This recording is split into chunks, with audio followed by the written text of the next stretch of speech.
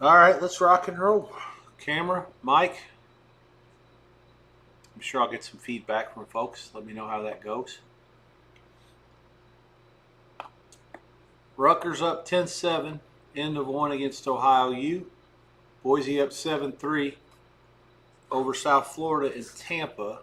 Bulls a little bit on the wrong side of a couple of whistles in this one so far. Uh, Holding penalty called back a touchdown in the last drive. They certainly seem to be competitive at the line of scrimmage, so we'll see how that continues as the game goes along. I've got all my box scores pulled up from the early games, and I'm working on charting all the kickoffs as well for halftime and live purposes.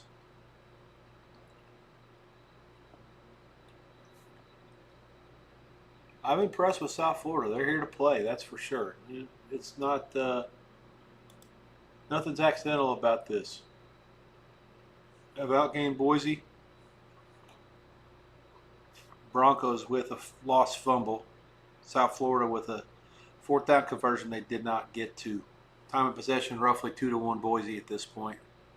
But that's courtesy of one long drive, really.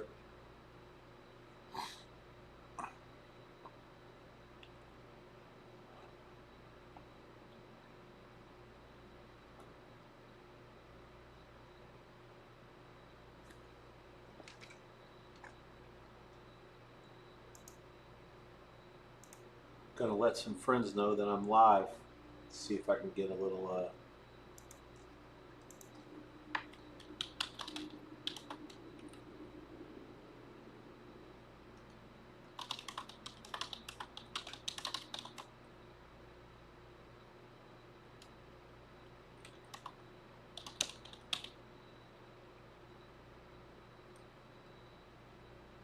no viewers yet, so nobody's missing anything.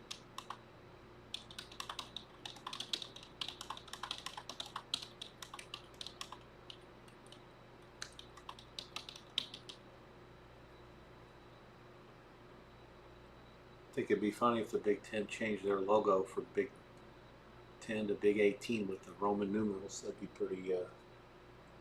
pretty funny.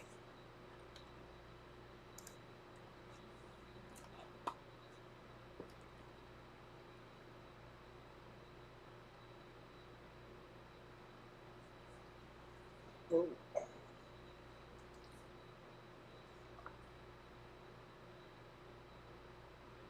I'm impressed with what South Florida's doing. Quarterback just threw one on the money right there on a slant. The receiver just dropped it. I mean, actually, it looks like a catch and a fumble, really. I would be surprised. It looks like is there a clear recovery? Boise got it. I think they should challenge. One thing about doing these streams, there'll be no audio because the TV's even on a very low level. It's you can hear anything, and I don't know how to turn that off. So everything's going to have to be on mute. I think the mic just it picks up too much.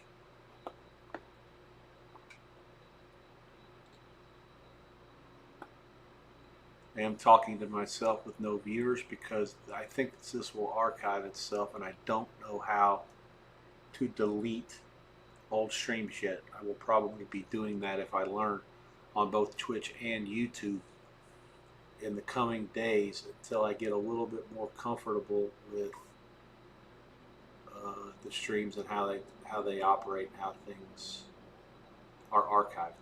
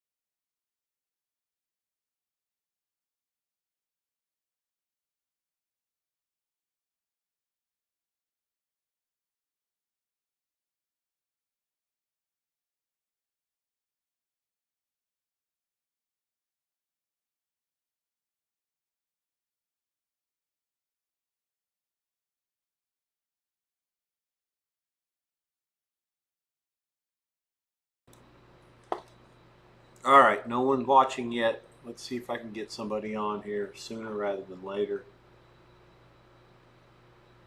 so I don't talk to myself all night. Rutgers in again.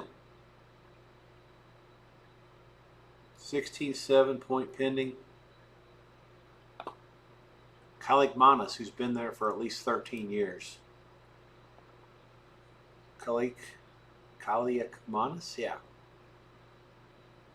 54-yard pass to Sheffield. Rutgers 182 yards to 67 for OU. They are 3 for 3 on 4th down. Backbreakers for the Bobcats.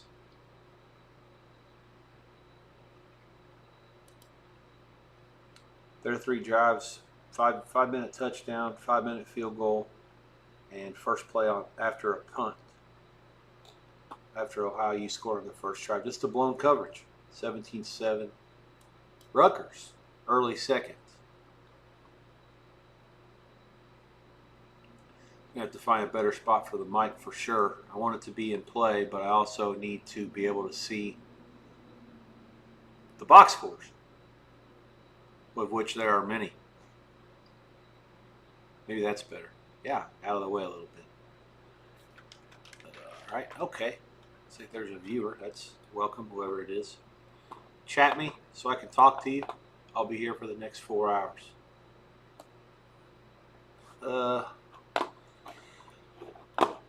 Let's see.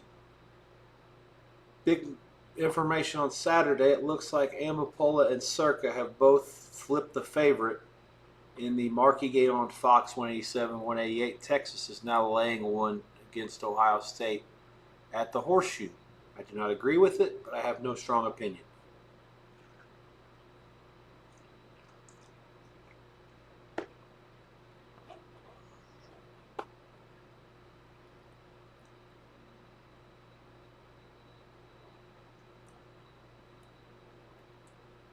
TV setup for those curious.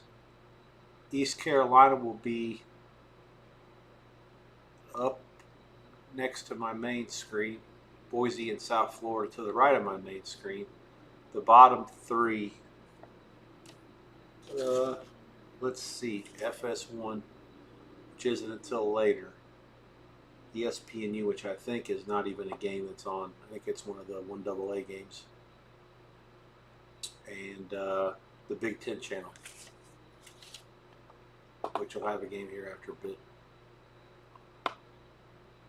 Maybe not until 9 Eastern.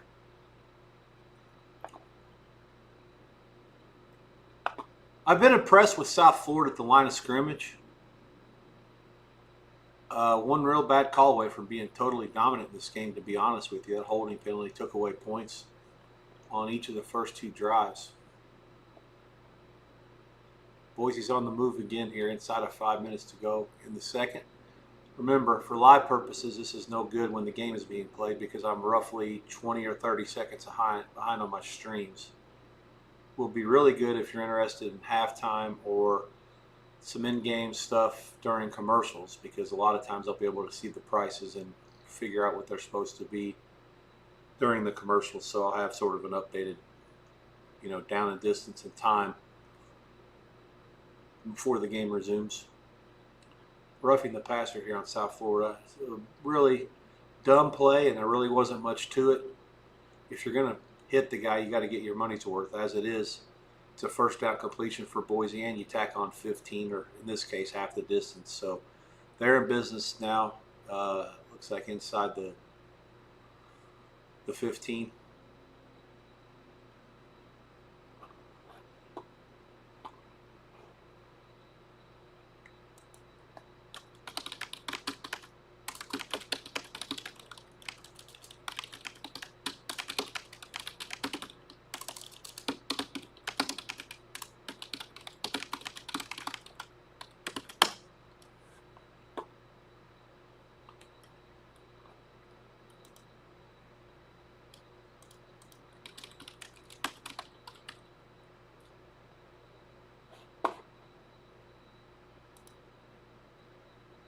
I have to hit mute the next time I start banging on the keyboard. Sorry about that.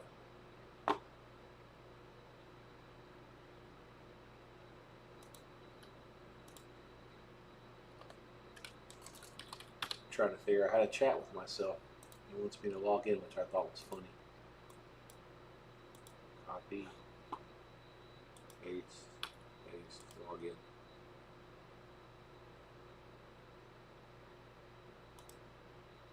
All right. Let's see what Ohio U can do on this drive. First down out to the 35. Be interesting to see. This game was obviously much higher scoring than we anticipated. There was some over money earlier today. This game opened 47.5. It got bet all the way to 52.5. I'm not sure what it was earlier in the week. I know it was as low as 47.5. It opened up to 49ish a couple weeks ago. Bet up some. Clearly, Ohio won the MAC last year, first time since the 60s.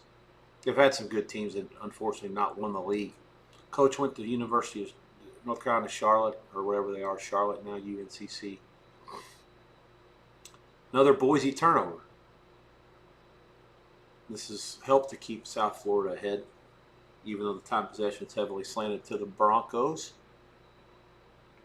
But Ohio U, the defense leaves some things to be desired. Obviously, the coaching change has something to do with that, and the talent's a little down on that side. I think Rutgers' offense has a lot of key guys back. I'm going to go to my cheat sheet, the Phil Steele Bible, to confirm some of those things. They're a mid-pack Big Ten team on paper. I think most of the media and others have them anywhere between 12 and 14 or whatever going into the season, which could be good enough to get them to a bowl game with the schedule. They got back-to-back MAC games. Then Norfolk State in week 3. That's, I believe, Michael Vick. And the Big Ten schedule is, at the end it's at Ohio State, Penn State. But there are some winnable games. At Purdue, Maryland at home. I think they could beat Iowa at home if they start 3-0 and have some confidence. I don't know how good Iowa has to be. We'll see some things about about Minnesota later on tonight. There's some sharp money on Buffalo in that game, which I understand it. Buffalo, I think, by several people that I respect, can win the MAC, and they certainly have Ball State's best coach of all time, Pete Limbo, patrolling the sidelines over there. But Rutgers' offense, this is Schiano's 6th year back there at Rutgers. He coached there, I believe, 11 years before that when they were absolutely the worst franchise or the worst school in Division I football in the 90s and early 2000s. Brought him from the depths of absolute hell and was good enough at it to earn himself an NFL job, which didn't last too long. Ohio U's offense has done some things well, and they're on the move again. I'd like to think that if you have 16 or whatever in pocket or better with Ohio, you have a chance. They look to me like they can move the ball, but the stops are going to have to come at some point. The live total now is into the 60s, and to be honest, it looks low. I think that anything less than 62 is probably playable. Nice draw, good hole, first down. They're at the 20. 10.5 to go. North Carolina State takes the field. This will be an interesting setup here. A little mano-a-mano with my friend in Costa Rica. He has sharp friends that are on North Carolina State, and we are on East Carolina. The guy that I talked to the most, I made the game a little bit cheaper, and we took 14 here. I think that they laid 13 or maybe even a little less. So we could both win, but I'd like to win. Last year in the bowl game, East Carolina won the game, and then they won the fight afterwards, too. They were probably the instigators. Little, I don't say dirty, but certainly they stirred the pot, and I expect Dave Doran to probably not forget that. I would expect a supreme effort from NC State, no doubt about that. But I just don't think they're good enough to be able to lay this number to East Carolina. They're just, talent-wise, it's not there. And Doran's been there a long time, but I get the feeling that he left the MAC to go there in search of long-term stability. He's got it, but I don't know how hungry that the boosters for NC State are to win at the level you need to, meaning how much money the compensation is going to be for NIL and for recruits and transfers going forward. How big of a competitor does NC State want to be on the football stage of the ACC and in the national spotlight? Lots of questions to answer there. Tough to say. I don't know if they're fully pot committed or not. And like I said, I'm thoroughly unimpressed with what I see coming back there this year. Not impossible for them to get bowl eligible again. Certainly do not see them running and hiding from an East Carolina team that will absolutely not be scared of this game and will relish the chance to play them again. That's a really good concept by Ohio. You had some motion to the right, play fake, sent the tight end out to the flats to the left, no one there. He walks in for a touchdown to cut the Rutgers lead to 3 after the point pending at 8:34, 17-13. Thoroughly entertaining. Offenses have executed really well in Piscataway.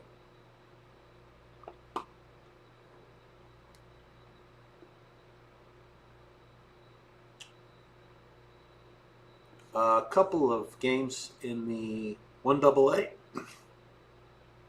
The extra games, I call them the shit games as well. Bowling Green are in the opening kickoff back for a touchdown. They're up 7-0 against Lafayette, one of the Patriot League favorites. And Youngstown State leads Mercyhurst in the 1AA. 21-7. Youngstown laying 24 in that game. I made them, let's see. I made them 26. I believe the game got bet up this morning a little bit. Yeah, there was the opening. Oh, sorry, fake news. The Bowling Green Lafayette game got bet up. That was a right angle play, I believe. They laid maybe up to 17 with Bowling Green. I agreed with that one. I made the game 27, and anything less than 17 was an auto lay. It's tough to know what you're going to get. I mean, the market opens at the same time. Nobody opens it really. I guess on those games you get some stuff that opens like the day before, but not for any kind of real money. You're not going to go out and blast the market. If you wanted to phony the game, you could probably get away with betting 1,000 at about 4 or 5 different spots, less, $2.50 or a nickel a piece. Sometimes is all you'll get, and voila, you move the line 3 points and take whatever you want to later. We're showing some Michael Vick highlights from high school, Newport News, Virginia. And then Virginia Tech. He is taken over at Norfolk State. That game is on ESPNU. They were playing Towson State. I'll keep an eye on that one because I'm curious about both teams. Norfolk is in the MEAC, I think, and there's only 6 schools that play football there. North Carolina Central is supposed to win the league. South Carolina State is a traditional challenger. The other 4 teams have all been relatively up the track. Anytime one of those 4 beats one of the top 2, it's an upset for sure. You've got Deshaun Jackson taking over at Delaware State this year as well. 2 of the worst teams consistently in the MEAC now have former NFL standouts as head coaches. Let's see how that goes.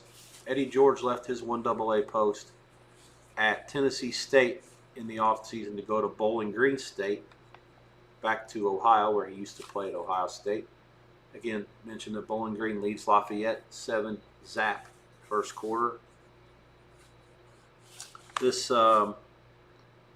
Norfolk State Towson Stadium on ESPNU, I made Towson the favorite, 10.5 points. The market opened this morning around that, and it closed closer to 9.5. So probably not much volume. Certainly no tout interest in that one. I got Tico Jamie looking for a surefire NFL winner. Contest, Broncos. So you're looking for just a straight-up winner in the NFL. It's funny you ask. I've got my NFL work. I'll show some paperwork. I'm not going to do the George Pandagakis or whatever the hell. He shows all this stuff to the camera all the time. But I've got some stuff written down, some sheets, some notes. Yeah, this is when I did my preseason ratings a while back about what their units are. I don't want anybody to see this for too long. It'll burn your eyeballs out. But yeah, bottom line is I have numbers, but I'm still not got them all to finish. I know that the cut to 53 happened on Tuesday, and now you got guys scurrying for homes and other rosters. It's really tough when you cut from 91 down to 53 like they do in the NFL. There's a lot of guys that could certainly play. Good example, the Giants have 4 quarterbacks. Wilson was never going to get cut. He's the starter to start. Jameis Winston's a proven backup and can win as a starter. Then you draft Jackson Dart out of Ole Miss, and he's the quarterback of the future, and will probably end up being the number 2 sooner than later. And then you got Tommy DeVito, who actually won a couple of important games a couple years ago. He knocked out a lot of people in Survivor when they won at Minnesota, I think it was. Maybe last year, 2 years ago, I forgot. And so he's not any good, but he's proven that he can at least win games this level. And the Patriots picked him right up off the wire when they dropped him because no one's going to carry 4 quarterbacks on a 53-man roster. So week 1, let me see. Gun to the head winner you're asking about. Last year I actually lost week 1. I had the Bengals. They've been a habitually bad, notoriously bad starter. Patriots won 2 games all year. Don't worry. They won at Cincy, knocked me right out of Survivor. It was great because it took away a lot of sweating that I didn't have to do the rest of the year. It worked out well.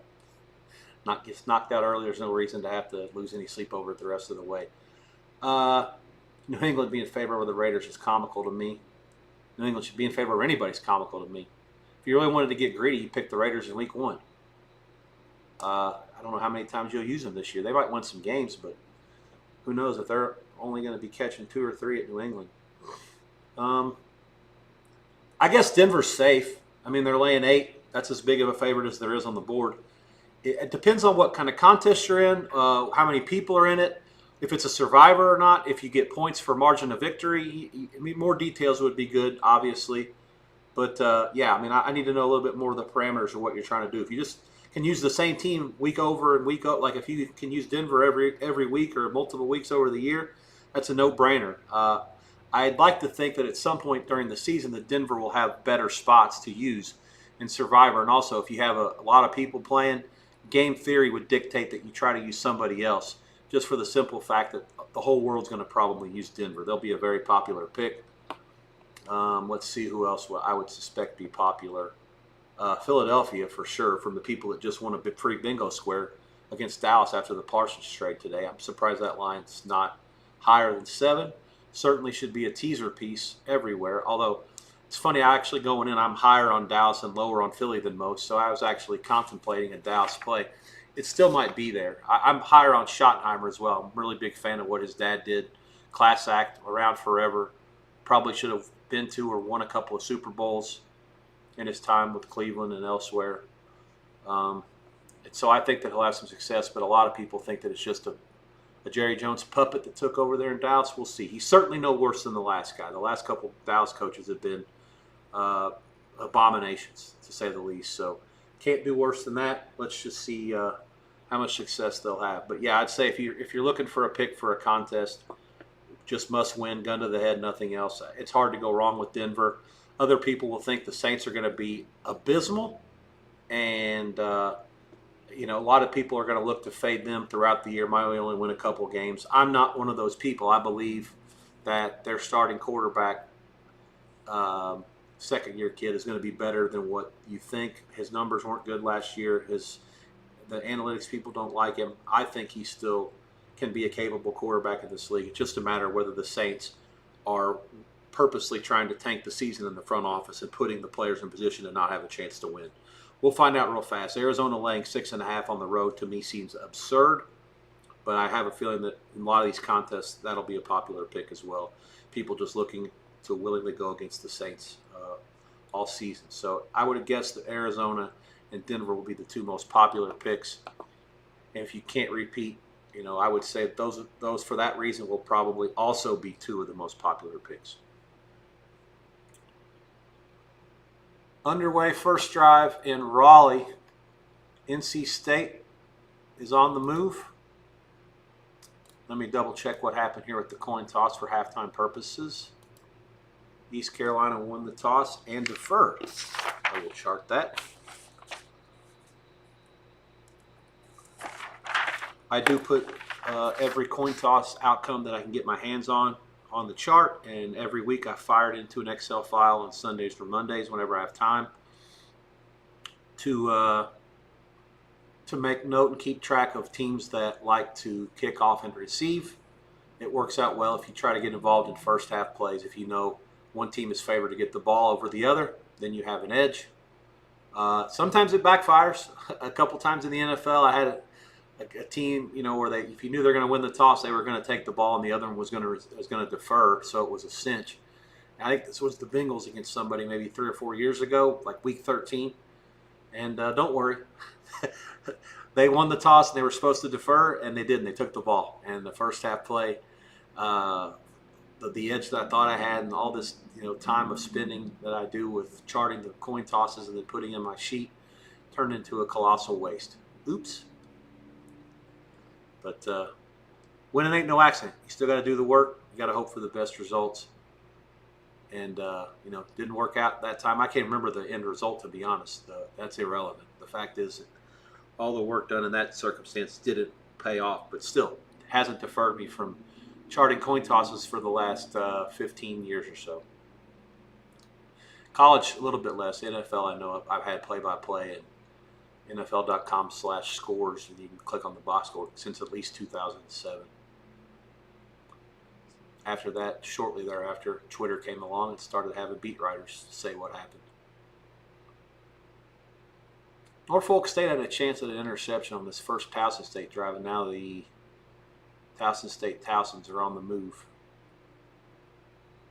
Rutgers scored again, 5:20 to go in the second there, 24-14. The live over that I suggested at less than 62 seems to be good, and I can't say anything that I've seen makes me think that it's still not good. Pretty key sequence here for Boise in South Florida territory on 3rd and long. Late in the first half, swing pass, dump off, out of bounds, 20 seconds left, and they are not in field goal range. Automatica Grammatica's son bombed a 52-yarder. That's the separator in this game at this point. 10-7 Bulls as a give or take up to 6 point, down to 4, 4.5, 5, 5.5 at post. Underdog against the Broncos, who are widely believed to be the favorite to represent the group of 5 in the playoffs again, just like last year.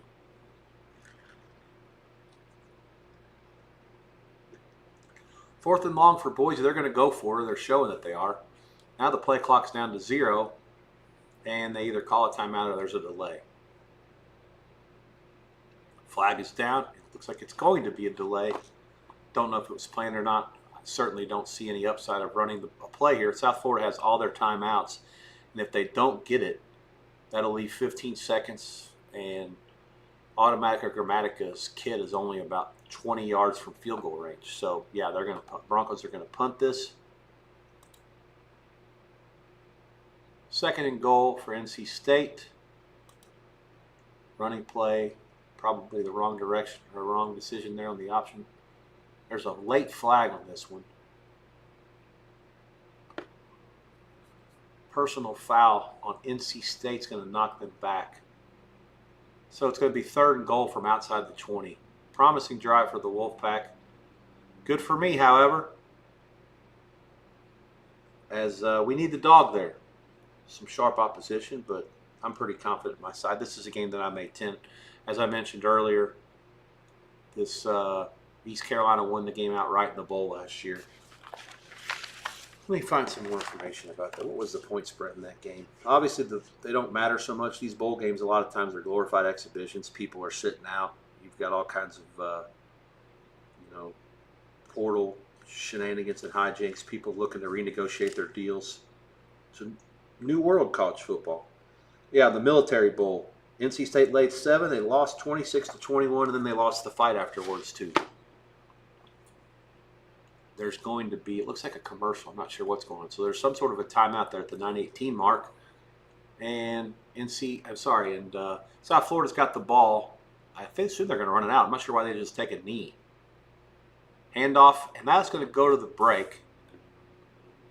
It's 10-7 South Florida. I'm guessing Boise's going to be a favorite to win the game, but not by a lot. Halftime line can't be more than about 4.5. The 6 would surprise me given that South Florida gets the ball first. Jacksonville State and Central Florida is underway, and I need to throw a penalty flag on myself for not having it on the TV anywhere. What channel is that game on? This is a bad job by me. No preseason. Guess I've F the dog here. I've got Towson State on and FS1 and ESPN, Big Ten and ACC. But, yeah, no Jacksonville State and Central Florida is on ESPN+. Oh, horrible job by me. All right, let me rectify that here for just a second. As this game goes into half, bear with me. I'm going to have a be right back screen to fire up for you. If not by tomorrow, then certainly by the weekend, hopefully. So bear with me when you see this empty screen for a second. Oh, Ohio U botched a punt, and Rutgers falls on it for a touchdown. This is going to be 30-14 with 3 minutes to go in the second quarter. If you had under, go ahead and take a lap. I'll be right back. Let me fix the TV situation.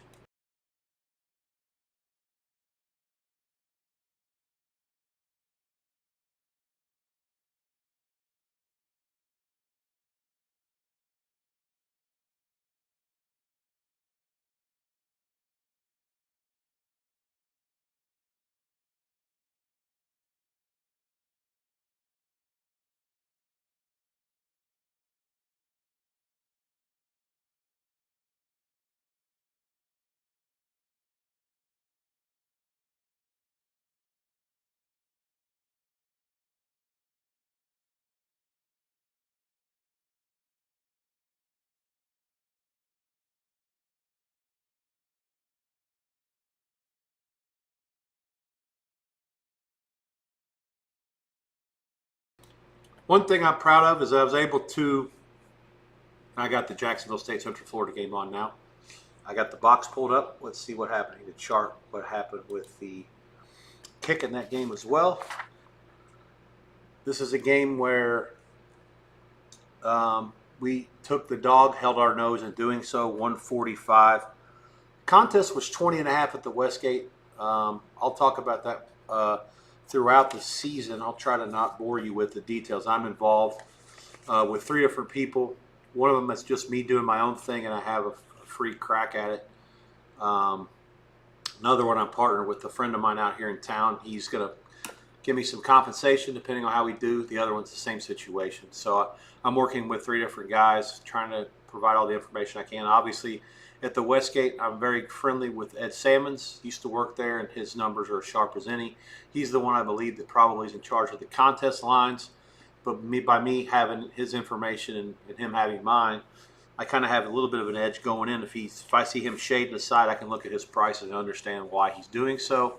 But he's not going to always trust his work as the gospel. I mean, he's going to shade a market price, but sometimes he does it a little bit dirty. I was disappointed tomorrow. Western Michigan plays Michigan State. The line is 21 painted everywhere after opening 17.5. The only 20.5 I see anywhere is at the South Point, half a mile down the street from me. Even the Westgate's 21, and somehow in the contest he's used 20.5. So tough for me to take 20.5 in the contest when we can bet plus 21. And I like Western Michigan a lot in that game. Tomorrow, game 171. Okay. So Jacksonville State, Central Florida. Jacksonville State won the toss and deferred.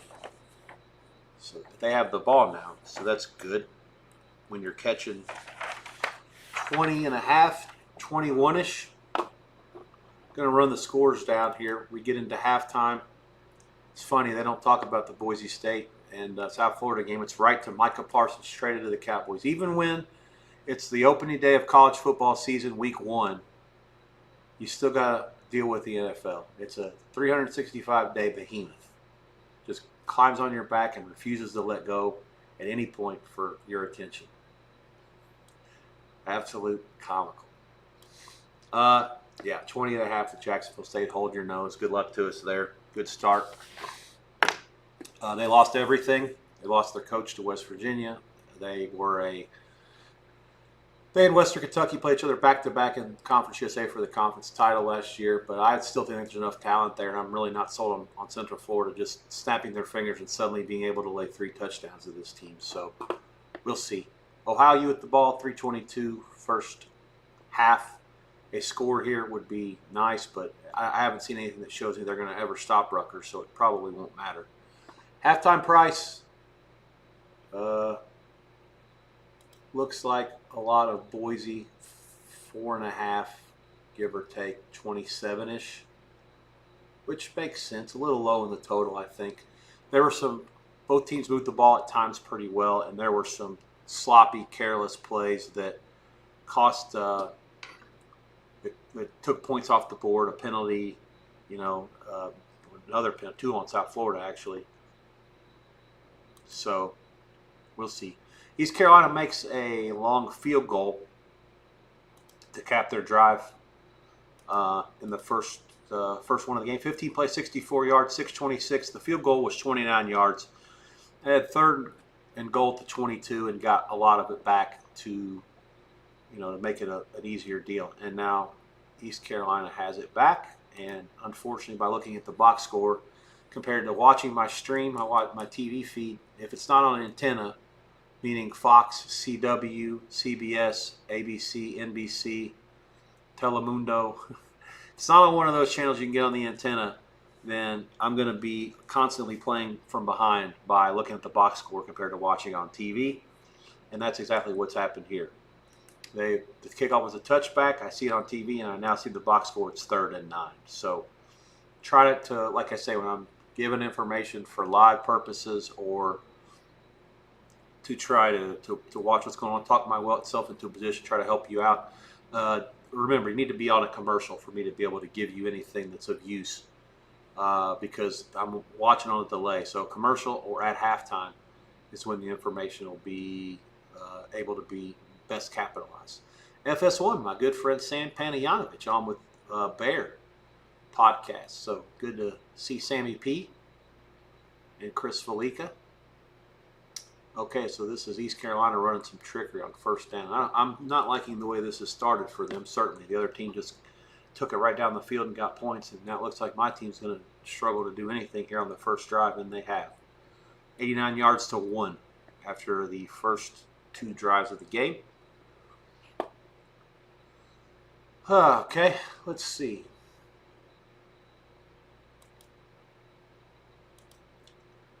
I have a friend came over and helped me out with the camera a little bit. I'm going to show something real quick.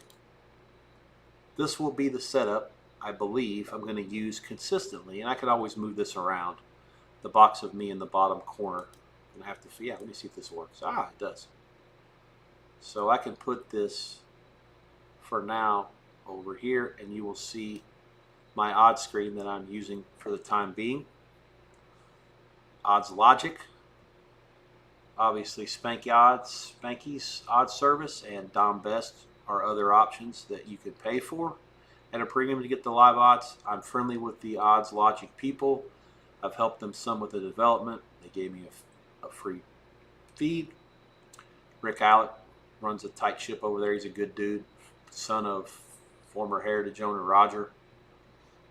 But yeah, so you can see what I see on my right monitor. I put it here to where that's a live feed and it shows live updates from a variety of books that I have respect for and that I will keep my eye on.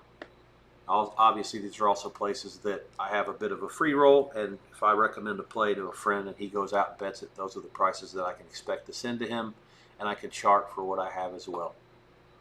Akron and Wyoming is also on TV. I made another error. This game's on ESPN Plus as well. I have to fix my TVs again. This is a poor job by me. I flossed right over all of the ESPN Plus games thinking that none of them are going to be relevant. Going to have to give myself a D- for the TV situation. Although the earphones, to be fair, are killing me. They're super hot on my ears. I got to figure out a way to keep those protected. There's no questions answered in the chat, and there's a little bit of a lull in some of these games, commercials, etc. Give me a good time. Let me fire up this Akron Wyoming game, and I'll be right back for that as well. Give me just 90 seconds or so.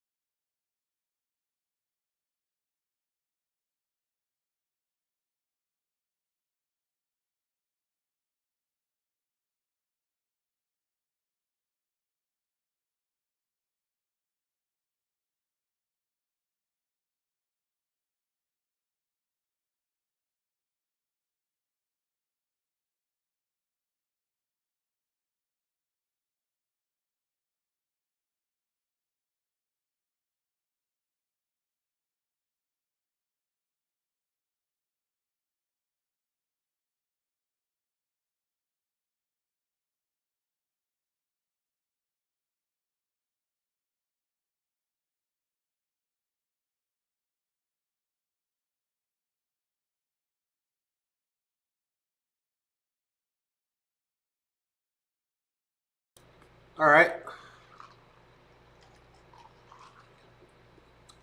ATP plays tennis.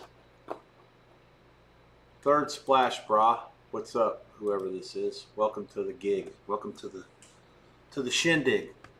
Tommy Paul's price against Borges looks too expensive to me. FAA, I think, will win comfortably. I would lay up to Circa has 265. It looks like that seems cheap. Can't do anything with De Minaur. He'll win. Tsitsipas, I know that Boston Red is on the other side of that match. I don't agree with him, but I do know that Tsitsipas has had a tough summer. So not totally surprising that he likes the dog there. I wouldn't go out sprinting to the window to lay $3, but I could see him having a chance to win. Or should be, sorry, he should win. I would say 80% chance, so he can outprice his odds there. The girls mostly are gone. It looks like Ansimova's a favorite. She should win as well. I'd be surprised if she don't. Coco's playing now. Looks like she's down a break in the first. Means very little. And I don't have room for the tennis on my TV, so I will not be watching that tonight. Okay, I need to check the Akron coin toss. Let's see. That's if you're following along on the box score, that is a sidearm stats game and not a stats broadcast game. Mac schools are the last of the Mohicans to not have converted, I believe, to that. So let me see if they might not even list. I'll tell you what I'm going to do. I haven't done this yet today, so got to fire up the old Twitter and see if I can get some information about who won the toss and deferred or received. This is something I mentioned earlier. It's important to try to note for future references about which coaches are aggressive and want the ball, and conversely, which ones don't. Kind of have an edge for first half betting in future games when you do that. All right, Cody, FAA, SAF over. I have no problem with that. Good luck to you, sir. Let's see. Akron tossed into the search, and up pops nothing. How about Wyoming toss? Akron won the toss and deferred. Well, there goes that. Let me confirm that from the box that is actually what's happening here. Drive summary. Drive summary. Akron won the toss and deferred, and that looks correct. Yeah, Wyoming. No, wait a minute.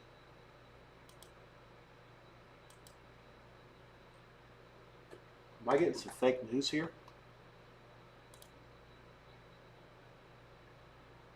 Let me go to the play-by-play. 15 minutes. Akron wins the toss and chooses end zone. Now I'm really confused. Kickoff. Start of game. Drive starts Wyoming. Okay, yeah, it looks right. Akron won the toss and deferred. Okay. I'll have to keep an eye on the box score there, and I do have it on TV now, too. ESPN's score bug this year is awful weird. If you're watching the ACC channel or the Boise game on ESPN, it's the same. It's similar to what they used in the playoffs. It looks like the score, they made the font of the score a little bigger this year. I don't know if I like it or not. Ultimately, it doesn't matter. I wish they'd make these things a little smaller. I don't like them taking up all that real estate at the bottom of the screen, right in the middle. Depending on how the camera comes in, there's sometimes too many things that you miss pre-snap, motion and whatnot. Let's see. So Boise's second half was as high as 4.5 or whatever. It's now basically painted 3, or it was. I think it still is. Total's up to 27.5. Like I say, I would only have over, but the 27 price at flat or over 15 was the number. The best you see now is Amapola has 27 over 18 offshore. Circus 27 over 15. That's also bettable, but not for anything significant. But I would recommend over at those numbers. It's basically 44. If you can get to a 44, I still would recommend it small. Anything higher than that, the value's all but gone. If you have to have a sweat, 44.5 and shaded to the under is okay. It looks like that East Carolina has forced a punt, which is a moral win given the fact that they gave up an 86-yard drive on the first drive of the game. I don't know if Ohio has ever forced a Rutgers punter yet. That's something I was going to focus on to see if Rutgers was doing anything to ever be possibly slowed in this game. Nope. 3 touchdowns, a field goal, and obviously the special teams score on the punt miscue. Let's see. Yeah, they didn't even bother. The box score didn't even bother to say what happened. It's imperative to watch these things and not trust the box. You have to trust your eyes. A few other games have started in the shit games that I call them, the extras. Those did have lines in a market everywhere. Delaware State and Delaware underway. The Blue Hens playing their first game as a 1A school against their state rivals, who are one of the worst teams in college football at the 1AA level. But competitive so far. Late in the first quarter, no score there. I'll probably throw that on later on to try to get a read on Delaware. It's tough. You know, you can trust your number on Delaware's 1AA number going back. Same thing with there was another school that got promoted this year. I'm drawing a blank. You can trust those numbers, Missouri State, Southwest Missouri State. Trust those numbers until the season starts from last year and the year before. And in the 1AA, they traditionally played at similar numbers all the time. But now you add scholarships, you add a little excitement. They've been preparing to move up for several years. So you would expect maybe a slight bump, but I haven't seen it. I have to see it to believe it before I start making their numbers higher than what it should be on paper. And now I look up, NC State has the ball back. What happened here? If anybody can tell me in the chat and they're sweating that game, it would save me some consternation. I thought that they had given the ball away. Let's see. This plays. East Carolina. They already punted it back, I guess. I don't know. So drives. A field goal, a punt, and a punt. East Carolina's done nothing on offense yet. That's going to be a little bit dicey when you're talking about taking 14 with a team that's obviously highly motivated against them. But East Carolina's playing hard. Let's just hope that first drive, the defense sacks up now, holds them to 3 or less for a little bit here until the offense could get going. Halftime in Piscataway, it looks like. Rutgers 31-17 over Ohio U. That will go in, and let's figure out where we stand there. Yeah, Rutgers, Ohio U got a field goal with 8 seconds left to cut it to 2 touchdowns. Let's see what else is going on here. Nothing to report in those the extra games / shit games where you got a 1A team playing a 1AA. Bowling Green's up 10-0 in the second. Their touchdown against Lafayette, the presumptive Patriot League favorites, was on a kickoff return to start the game, which has happened now 2 years in a row for the Falcons. Eddie George, Ohio State running back and former Tennessee State coach, is in charge of the Falcons this year. I think it'll be an uphill task for him. They're probably one of the 4 worst teams in the MAC headed in, but I don't expect them to be that way for long. They can get some money, bring some recruits in, and he does a good job there. He may not be long for Bowling Green. He may be moving up the pecking order of the 1A ladder. That was a game we have the favorite. I obviously can't bet big on it. Free roll. Made the game 27 right angle, laid at 17 and better this morning. I think it opened as low as like 15. No score anywhere else. Delaware State, Delaware, Elon, Duke, Central Arkansas, Mizzou, Tennessee, Martin, Oklahoma State, all underway, no scores. Towson State leads at Norfolk State, a touchdown on their first drive against the Michael Vicks, 7-zap. Lindenwood and St. Thomas, 0-0 in the second. Dayton at Eastern Illinois leads 7-0. Eastern Illinois closed about an 8-point favorite there. West Georgia at Samford, just underway. These are all FCS or 1AA against 1AA games. The ability to bet them is next to nothing until game day, and the limits are going to be small. I won't be talking about them much, especially on Saturdays. There will be no time for that. Tonight and tomorrow, a little different story, fewer games. And if anybody wants to chat about them, I will be glad to share some information, my numbers, my thoughts. I did finish the work for all those schools, which there are 136 now in Division I and 1AA, even more than that. So it took some time. Spent the better part of the last 3 weeks trying to get all that accomplished and done. So that's where I stand there. Wyoming will receive the ball now from Akron after a punt by the Zips inside the 15 on the first play of the second quarter. No score at the Rubber Bowl. That's where Akron still plays, right? Yeah, no score up there. ESPN Plus game. Also no score in Orlando at the Bounce House. Jacksonville State, Central Florida. That's just fine with me. Second quarter underway. Jacksonville State punting from midfield down to the 12. For the Knights, we took 21 there. The Westgate contest, nickel entry fee. I think that one of my friends was involved, took 20 and a half. Hate to take a worse number in the contest you could take for the game, but still a good bet. It's one of those hold your nosers. A lot of people think that they are not going to be very good. We'll see. Game open 16 and a half, some of it even cheaper, bet all the way up to 21 at one point, which was a take. I would have taken up to 20 or better, so it would have been a take regardless. Made the game 14. Central Florida should win. Central Florida should have more talent. I don't think Jacksonville State is nearly as bad as what everybody thinks, even though Rich Rodriguez took his talents from Jacksonville, Alabama to Morgantown, West Virginia. Third quarter underway in Tampa.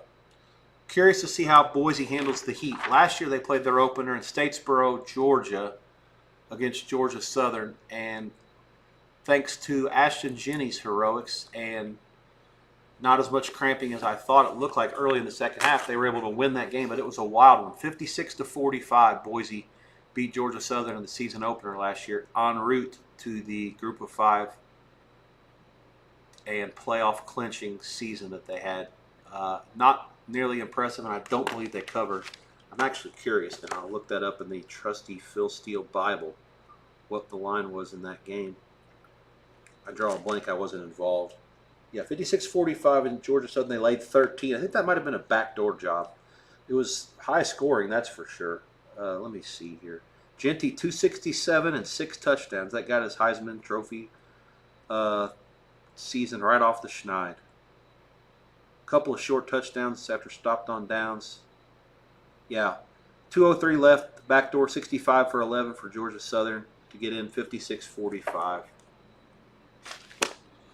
Let's see.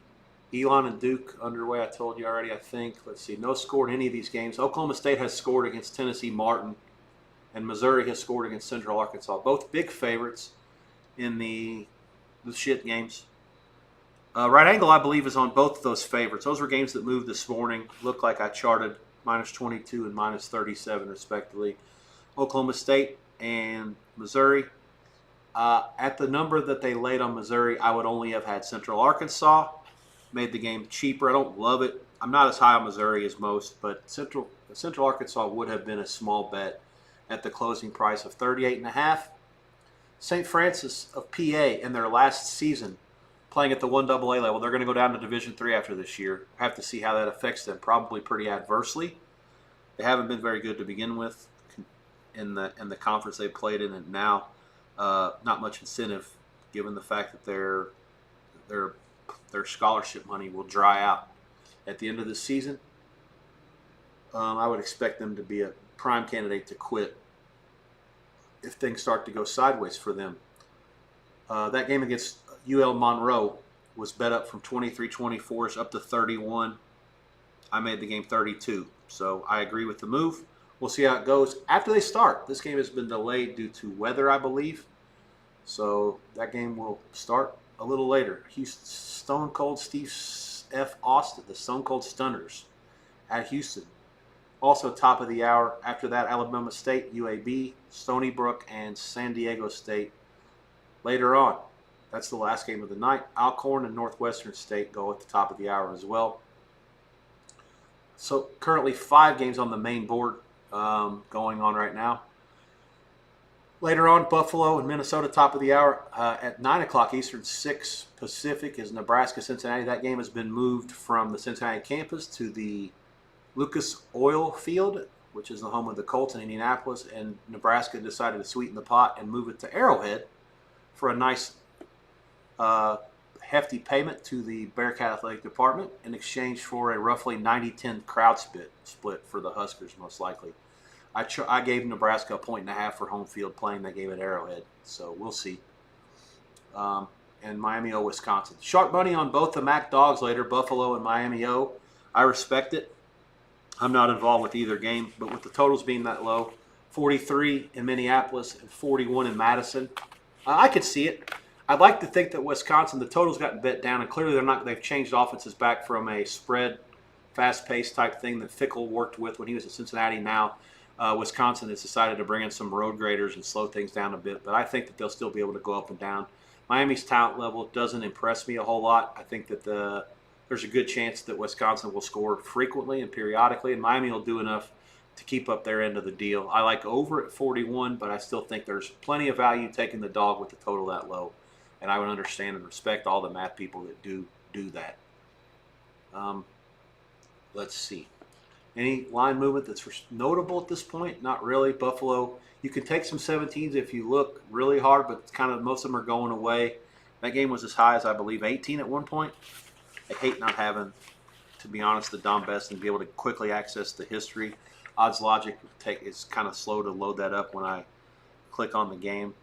It comes up, it just slows things down a little bit. I've got a lot of, when you got 4 monitors off the deck dock, even the $3,000 machine that this laptop is still very tough when as much things are running as they are now off this one machine. So forgive me when I'm slow, which is what I was probably told in school many times growing up. I digress.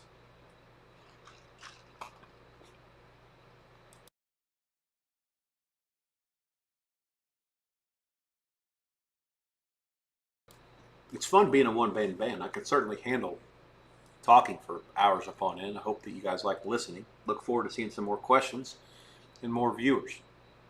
But it's good practice. First night of doing this. Very excited about it. I'll be in the not too distant future probably going to my socials, especially my Twitter, telling people where it's at, telling them to come. I won't ban anybody. I'm sure there'll be some people that are out there to troll me and say what an idiot I am and I'm a sicko, degenerate, loser, can't get a job, all this other fun stuff that people like to say when they're behind a keyboard. They're a warrior, you don't have to say it to your face. But whatever. I've been told that any business is good business when you get started like this. I'll just mute them, let them watch all they want and make fun of me elsewhere. Why not? Let's see. The halftime price on Ohio U and Rutgers is 6.5 on the bottom. Ohio U gets the ball first. Total is 27. This is about 10 minutes left till the second half. Let me look and see one thing here. Rutgers in the next week has Miami O at home.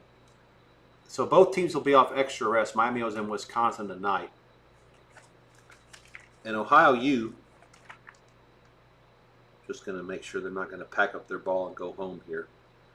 This coach did coach the bowl game last year, and they won it. So Ohio U had a really good season, and they played hard for the guy. It's commendable for sure. Well, they got West Virginia at home next week. So they may not show a whole lot in the second half if things get out of hand. I don't have a real good feel for this. Again, Rutgers had 4 possessions in the first half. They got the ball first, and they scored all 4 times, and also blocked the punt in the end zone for a touchdown. Ohio U went touchdown, punt, and field goal. So they'll get the ball first because of the turnover in the end zone. And, let's see. Like I said, nothing to it, no real feel. I didn't like anything in that one going in to begin with. Made the game higher, 15-ish. I think there were some 11s and 10s early, and it got bet up. So nothing to it. I think Ohio lost a little bit more than what people think. They won the league for the first time since the 60s. They've been a really good team. I mean, hell, Frank Solich was there for, I don't know, after he left Nebraska, he was there for 20 years. And, East Carolina, not this way. Snap over the quarterback's head, lost about 30. Third and forever, they might as well punt it. But, so they've been good. Last year was the first time they finally got over the hump and won the league title. So, there's something to be said for that. The coach went to UNC Charlotte. He's gone.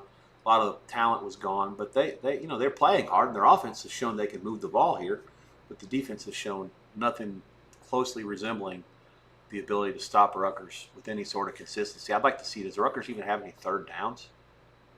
I guess the first drive was 12 plays, the second was 10. So they're 0 for 3 on third down and 3 for 3 on fourth. And Ohio U is 5 for 8 on third. Yardage is almost the same. 246 for the Bobcats, 252 for Rutgers. What's the big plays here? I guess Ohio U had a 4-yard touchdown, 14-yard touchdown, field goal at the end.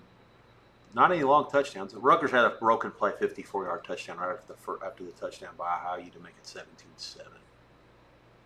Oh no, after a punt. Sorry. Let's see. Average yards per play, 6.3 to 8.7. So Ohio's moving. I did recommend before there were many viewers or anybody chatting. I did make the comment that I thought over anything less than 62 was a really good bet. It was early. That was late first quarter. Both teams were up and down the field doing a lot of things.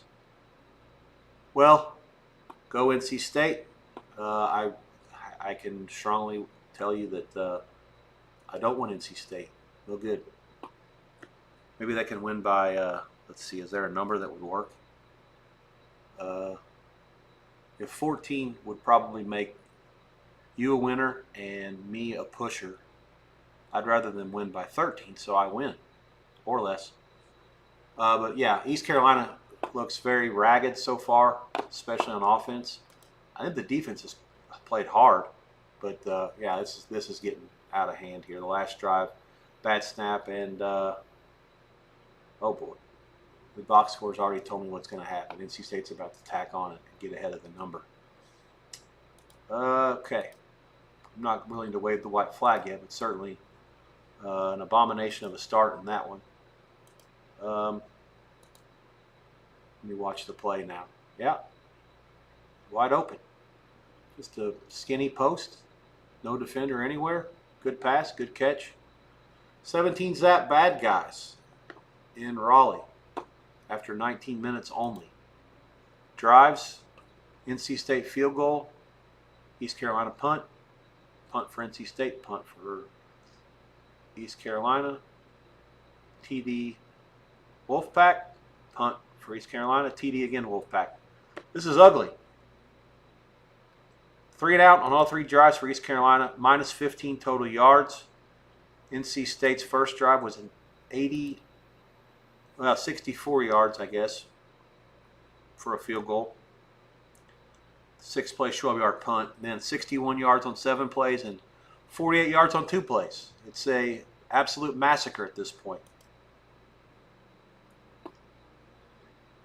South Florida is forcing a Boise punt. 8.5 to go in the third. That game is still 10-7. And the longer they play there and the more that South Florida stays ahead, you can be sure the confidence will grow. The weather is very tough on Boise. It'll be tough on them. Oh, a fake punt. And he's open and he's caught it. And he's broken a tackle. He broke the tackle for the punt returner and he is in. 8:18 to go. And South Florida has tacked on and now leads 16-7. Big trouble in Little China for the Boise State Broncos. Yikes. Stunned silence from the Broncos supporters at the new Sombrero, the Raymond James Stadium, home of the Bucks and the Bulls. Wow. All right, live purposes. Let's see here. Circa 5-45 under 15. South Florida 5-45 at Chris. Let's see, 16-7. Did they miss the point after? Automatic or Grammatica? What's going on here? Nope, he made it. 17-7. That's 24th. 8.5 in the third. If you think Boise has a chance to win, the over is a correlation. They're not going to hold South Florida to 17 points. I like over a little bit at 45 or better. I wouldn't go over anything worse than 45. It would be better if you could find a 44.5. 8:18 to go. Humidity, heat. Defenses usually struggle the most there. Offenses should be finding their footing. There have been points left on the board in that game. Good chance to go over here during this commercial. Looks like Jamie's connecting the dots down there. It looks like I am too. I was pretty sure anybody's in here rooting for North Carolina State that I've invited. He's the only person that told me he's on the other side there. I did not tell Jamie that, but he's a very good sleuth. Congratulations. All right, scoreboard update. NC State 17 zap, late second. I'd sure like East Carolina to do something on offense. A first down would be nice. Not late second. 11 minutes to go in the second. Let's see. Boise, South Florida, 17-7, 8.5 to go in the third. Jacksonville State and Central Florida. There was a touchdown taken off the board for Jacksonville State. I'm not sure what happened. I saw 6-0 on my screen, and now I see 0-0. Jacksonville State a play. Took 20.5 there with the dog. Made the game 14.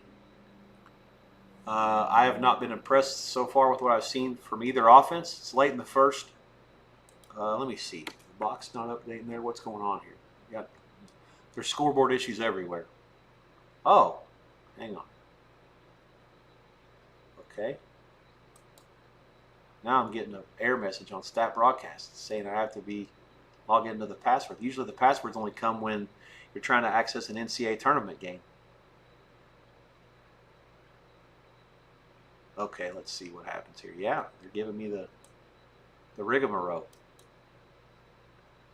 I've got to find a box score for this game. Oh, here what weather delay. That'll explain it. So there's weather in Orlando. What a shock. This is like a cinch. There ought to be a line. These poly markets and cow sheets need to have a guy that makes the line, and I'll even be the market maker for it. Every year on these Thursday and Friday games, hell, you can do it on Saturday too. What's the over-under on games delayed by weather? You can do it for 1A, 1AA, the whole board, just the main board, whatever you want. How many games will be delayed by weather on this day? And make a good solid line, 20-cent line, minus 110 both ways. You on a day like today with just the main board, there's a game at South Florida, a game at NC State, game at Central Florida, pop-up showers, storms, tropical storms, all that shit's in play. Good solid line on that would be like a half under like $1.60 just before I saw the weather. Just open it that way and then go from there. And then, of course, as you see the pop-ups coming, you make it closer to a half. Probably sharp money betting on a thunderstorm somewhere based on the environment, the atmosphere, and all that good stuff. Hey, East Carolina first down. Let's go. Come on. It looks like here, yeah, lightning in the area. Clear to the left, nasty to the right, according to Darren Stoltz, FUS. That's Darren Stolfus, WESH radio, I assume. But yeah, so I'll keep that on standby. Fire up the old tweet deck for weather as well. At the bounce house, no score. I'm off to a good start there. I sure would hate them to rain that thing out. Let's see. What else is going on here? Let's see. Looks like Jerry Jones is having a press conference according to my Twitter. That's probably entertaining. I'm sure I'll see the highlights of that later on. Had to make a TV adjustment. The Boise feed froze somehow, but there's a commercial, so who knows? I'm not missing anything. Tell you one thing, if you were drinking and you were going at it after punts every time Wyoming and Akron, I swear to God, I've seen more punts than plays up at the Rubber Bowl. They've played 20 minutes and some change so far. Wyoming and Akron, no score, and quite honestly, no threat to score. The game total was 48. The live total is now inside of 30, and quite honestly, under no circumstances can I see this game getting to 30 unless it goes to multiple overtimes. And the overtime rules have changed now. Once it goes to the third overtime, the most you can get is 2 at a time. So, the bottom line is it's going to be really, really tough for either of these teams to get anything more than 14 from what I've seen so far. Game summary there. Let's look at the drive summaries. I see punt, 7 punts. How many first downs? The total number of plays in each drive. 10, 5, 8, 8, 4, 3, 6. Yards by each drive. 38, 21, 41, 22, 9, 0, and 15. This leads to 6 first downs to 4, 66 yards to 15 on the ground. 42 yards to 43 passing. So what is that? Yeah, 28 for 108 for Wyoming, 18 for 58 for the Zippies. Yards per play, 3.86 to 3.22. There have been no turnovers, no fourth downs. Wyoming the ball roughly a 2-to-1 possession edge. Take it back. Wyoming did get one fourth down conversion. First down 6-4, slightly superior. This is a game that closed Wyoming minus 4.5. It was open as high as 9.5 and was slowly bet down over the course of the summer. I made the game 4. I'm not a big Akron fan, but I'm pretty down on Wyoming. They're probably about as bad as it gets in that Mountain West on paper. And the Zips are now on the move a little bit. Midfield area, 9 minutes to go, second quarter, sorry. Third and forever for East Carolina. That hasn't boded well. Sorry, for NC State. So what happened? East Carolina turned it over. That was quick. They had a couple of first downs. Drives. Another punt. Okay, they got to stop here. Moral victories. They're going to take over at the 20. 8:22 to go in the second. I haven't seen that yet. The box beat me to it. So it looks like the weather delay. Is the Boise game under delay too? What happened here?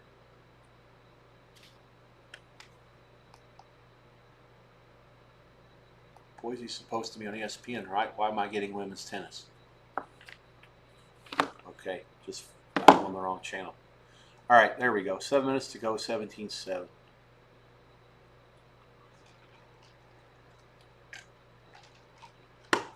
Steam. Buffalo getting bet down. This game was as high as 18.5.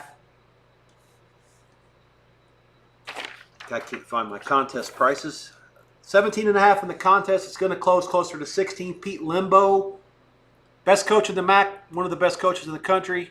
I believe the Bulls will win that league this year. He will be a grand reason for that. Minnesota lost 14-10 last year against Bowling Green at home. 2 years ago, at home. Bowling Green was not anything to write home about either, just a shocking defeat. PJ Fleck left Western Michigan. I believe this is his 8th year there in Minneapolis. They've had some good teams. They're traditionally 6-7-10 win team in the Big Ten. I see more of the same this year. Schedule's fairly friendly. 9th year in Minneapolis. They've got Northwestern State next week. That's about as bad as it comes in the 1AA ranks. They'll be laying 40-something in that game. At California, I believe, will be exposed and beaten badly by Oregon State in a revenge game this weekend. I don't like Cal's team at all. Really no reason for them. And then they have Rutgers at home. So after a bye. So at the end of September, Minnesota should be 4-0. And I think this might be the hardest game of all, even though they'll be obviously against California. The line will be much closer to a pick. Then we'll see what happens. They got Ohio State on the road, Purdue at home, Nebraska at home is winnable. So really, you're talking about if they play to expectations, like what they think they can do, they should be 6-1 through 7 games. Gets a little tougher late, but not impossible. At Iowa, Michigan State bye, at Oregon, at Northwestern, and Wisconsin at home to finish. If all goes well, they can probably win 9 games, but I think 7-5 is more realistic ceiling. They got to win tonight first, and there's no cinch there. Total's now 42 in that game. So betting under, which makes sense. Like I told you, the Bowling Green game was low scoring. Minnesota has pretty good defense. Buffalo's defense is pretty stout. Got a lot of guys back. Lot to like with the dog in the game, with the total being that low. Feel free to chat anything. Love to answer questions. Otherwise, I'm going to sit here and talk to myself and hope to entertain you the best I can. Nothing to get too riled up about. I will yell and scream if there's a play that I need to go my way that affects the outcome of a wager, a free roll, something that I'm sweating for the team. Let's see here. The TV situation is dicey with the remotes. I have to be careful. I got this. The middle right, the middle left, the bottom left, and the bottom right are all controlled by the same remote. And the box is right in front of me, about 25 feet in front of my face with 55-inch TVs. of which I cannot show you, obviously. But most of you seen before. I will tweet out the situation on Saturday once we get kickoffs, and I'll start streaming shortly thereafter that. The basic schedule for Saturdays and Sundays, a lot of stuff early, and I'll do a couple of split shifts when things slow down a little bit after the early half times, especially the 3:30 Eastern half times. I'll take a little break, and then I'll also on Sundays it'll be easy. Start a little after 1 Eastern when the games kick. I'll be around till after the half times. I'll take about an hour break. I'll come back shortly before the 4 p.m. Eastern kicks and be around till halftime of those games, roughly 6 Eastern. That'll be it for the day. I have work to do on the numbers for the next week, and I probably, as things stand, will not do anything on the live Sunday night stream. I may pop on for a few minutes and give my thoughts before halftime of the NBC game on Sunday night in the NFL. Mondays, I'm not sure yet. Just have to see how things go and play it by ear. Let's see. Updates. Delaware State, 30-point dog on the field. Deshaun Jackson working miracles already. MEAC side. Picked to come in last in his league. I made that game 31.5, but I have no clue of how to rate this. Delaware up to Division I, playing in Conference USA this year. Not a good start.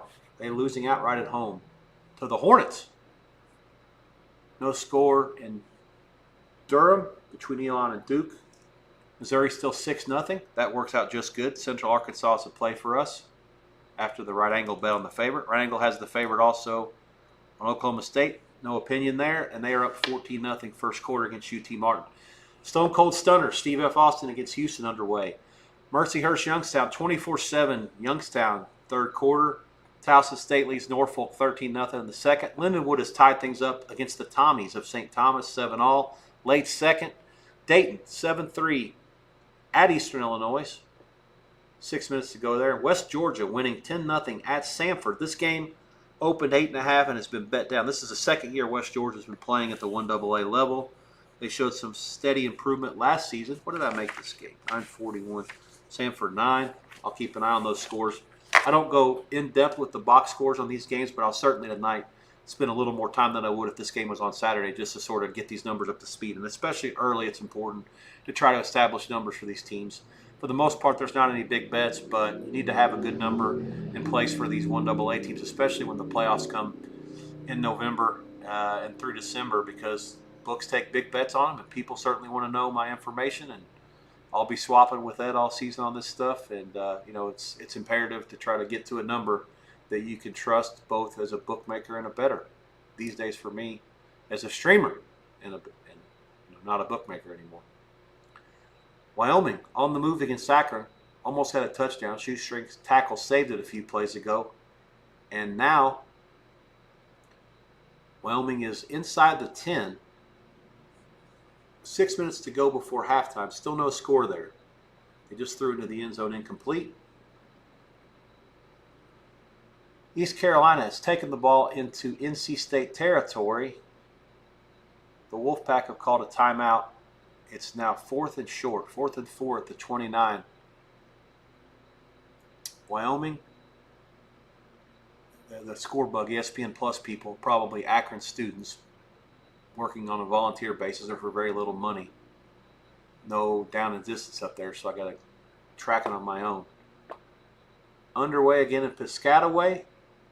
Ohio U has taken it down the field, and the odds logic screen tells me that they have scored. You see the box score has not concurred just yet. 31-17 Rutgers penalty face mask, which is what I see on the television. Rutgers 0 touchdown. I don't know what they're waiting on. That's a touchdown. Yep, there it is. Ohio U has cut this to 7 by scoring the last 10 points. Rutgers has had the ball 4 times and scored 3 touchdowns, a field goal, and blocked a punt or recovered a punt in the end zone to take command. The last play of the first half was a knee. I'm not counting that as possession. They've scored every time they've had the ball. Buffalo, Minnesota, underway Minneapolis. Go Bulls. Futures picks. Tico, Jamie, you're going to have to be more specific. Futures for what's? I'm not usually a futures player. I can find my sheets and give you some recommendations and stuff that I charted. If you're interested, and if you can find prices that you would like, then you could look into them. Yeah, like I said, I'm more focused on games, numbers. I've got college odds to win each championship. I can pull up my sheets for a plethora of other things in all sports. I do a good job of trying to collect this stuff in case the occasion comes up. This is just stuff that I've collected in the last month and a half. I throw away as much of it as I can once it becomes outdated. I try to keep the stuff that I think will eventually be important for future reference, or if someone says, hey, what were the odds on this team to win this game or to win this championship in this such and such year? It's like basically a LexisNexis for old people database of information. It's not necessarily easy to find that stuff online. So I try to keep, I don't want to be a hoarder, but I try to keep as much of that stuff that I can that's of use. Boise now in a precarious situation, 4th and 2 off a little incompletion that was a high percentage play. Fullback could not catch it and was blasted. Or maybe a tight end, 88 coming across the seam. 4th and 2, they're going to go for it. Wyoming kicked the field goal, and they lead Akron 3-zap, 5:15 to go before halftime at the Rubber Bowl. What happened? East Carolina has fumbled a snap again? Just a total calamity. I mean, what are they doing? What are we doing up here? That's twice now, at least, that I've watched. And I haven't watched much of that game, that they've fumbled a snap.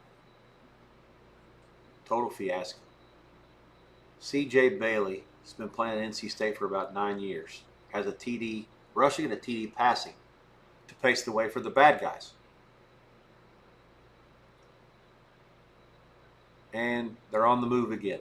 So I would have liked to have gotten a field goal there and getting, at least a little closer, getting to the money, and then have a whole half to sweat it out, getting the ball first. There's still too much time for that, 6 minutes plus before the break in Raleigh. Minnesota has stopped Buffalo on the first drive, and they now have the ball. Drake Lindsey, freshman, first career start. He threw 5 passes last year for the Gophers. Let's see what happens here. Curious to see how Rutgers responds also to Ohio U. As I said, they've scored every time they've had the ball, and they're somehow still only up by 7. Huge drive here. If Ohio could get a stop, then you put them right back in a position to have a chance to win this game. As crazy as it sounds, given how bad their defense has been so far.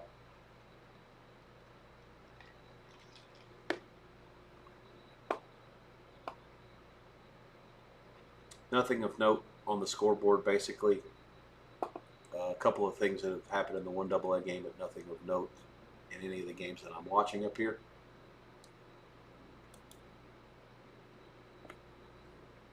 South Florida, it looks like they've gotten the ball back against Boise. I didn't see what happened on 4th down.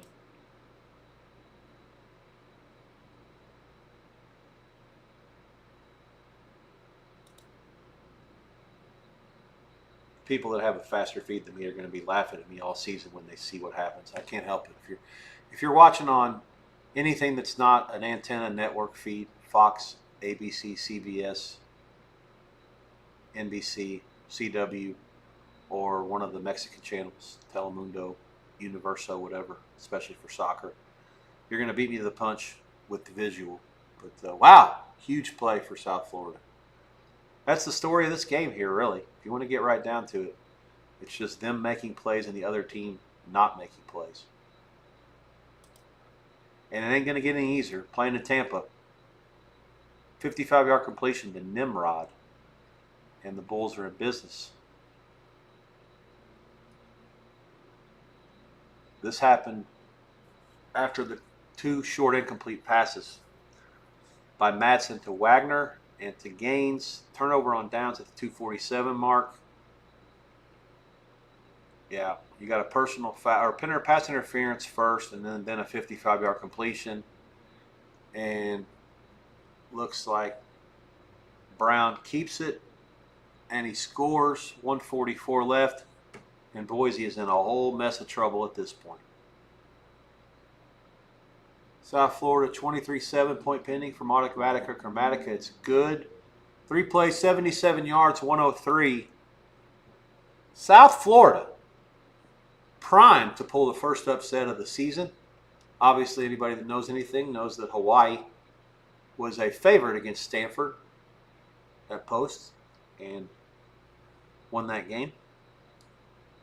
This was another situation, the opposite way, a group of 5 team, a Mountain West team. Also favored against this time an AAC team.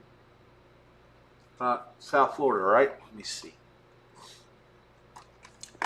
But yeah, the point spread being, and this game was, let's make it clear that this wasn't sort of a shocking situation. I mean, the line opened this summer at 10, Boise as high as 10, maybe even a 10.5. It was bet down. I think it was briefly 9.5. Quickly bet down to 9.5, and basically lived in that area between 8 and 9.5 for most of the summer, and then it was just steady money on South Florida the last 2 weeks or so. It wasn't like an avalanche of it. It was just a bet here, a bet there. You know, it wasn't any tout releases. It was just people, mostly sharp, betting this game down to the closing number that was 4 at a couple places, 4.5, 5, 5.5. Most of those numbers between, the 4.5 to 5.5 is largely dead. So you got a nice barrage. 4 lay 15 and 6 dog 15 is not all that far different from being the same thing. But yeah, and there's nothing accidental about this. South Florida's outgained Boise State. The penalties have been the same. Both teams have missed 1 4th down. Boise 1 for 2 in the red zone. South Florida, got one of their touchdowns. Boise has 2 turnovers, lost 2 fumbles. South Florida had a touchdown taken away by penalty. I mean, it's really been just a comprehensive effort. They've done everything right. There's nothing accidental about this. You don't think Aston Jenny should have won the Heisman? This is a great example of seeing just how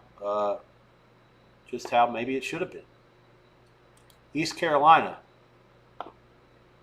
Punt, turnover, first 5 drives. I would sure like points here as we get to the 4-minute mark of the second quarter. In Raleigh, let me see. I need to update my coin toss situation. That game, East Carolina did kick. So if we can get some points here and then double back and get more after the half, that would be zesty. Buffalo, Minnesota. Let me call up the box on that game, and it looks like the Gophers won the toss and deferred. I knew that they kicked because I saw it. I just didn't know who won the toss. Rutgers, 3rd and 15, and they didn't get it. Give them about 8. And this will force a punt for the first time tonight for the Scarlet Raiders, who suddenly are in trouble against the Bobcats, who are now burgeoning with confidence. That's the best tackle in the open field they've made by far. 8:15 to go, and Ohio U, down 7, is going to get the ball back. Most likely. Delaware has scored their first touchdown as a Division 1A team. Congratulations to the Blue Hens. They lead Delaware State 7-3. That game is nearing the half. Where's that game? Newark, right? Let me look that up. I need to make sure I know where Delaware is and what stadium they play in for future reference. Delaware, Missouri State, Kennesaw State. Bottom of the barrel at the Phil Steele, at the end of the Phil Steele magazine. Delaware. Newark, yes. Stadium? What the hell, where is it? Gotta find where the stadiums are. Here we go. Delaware Stadium, field turf. 1952, seats 22,000. All right. Learned something today. Let's see what else is going on here. Mikey astutely notes, South Florida, big revenge from last year. Ball State will run it up. Yes, probably correct. So far, I hope not too much. I'd rather they let this thing be the way it is for a good long while, and then East Carolina gets an oh, by the way, jobber and loses by 10. Let me look briefly. Sack. No bueno. See who they play next week. This is something I looked at some point. I remember thinking that pushed me onto them more for some reason. NC State has Virginia next week. That's a weird situation because they're playing them at home, and it's a conference opponent, but it's not a conference game. There are two of these games in the ACC this year. So East Carolina has scored a touchdown. There's a flag on the field, and the guys are not celebrating, which is probably bad news. Nope, it's very good news. 79-yard pass deep down the middle, illegal substitution. They had too many guys on the field. 17-6 point pending for the Piratas. My guy Shea. If it's not his alumni, it's certainly the area where he's written a lot of bets for people. So, it's a wholesale change, and there's nobody to guard the. Just a total collapse. Wow, he's open, and then the safety missed a tackle, and that was it. She gone. Hauser's pass to Javante Connor, caught at the 45 and house call. Oh, that just changed everything. They're getting totally dominated, and then now they're back to within 17-7 with 2:21. Now it would be zesty if they can get a stop before the half, and maybe kick a field goal, and they get the ball coming out of the break, double up. Let's go. Let's see what it's. So NC State has Virginia at home in a non-conference game, so it's kind of a weird scheduling spot, but certainly they're not going to empty the chamber tonight against this team if they don't have to. At least I'd hope. What else is happening here? Nothing else scoring-wise of note. And the Buffalo-Minnesota game, the Gophers have punted it inside the Buffalo 2. There might be a score here by the defense if Buffalo's not careful.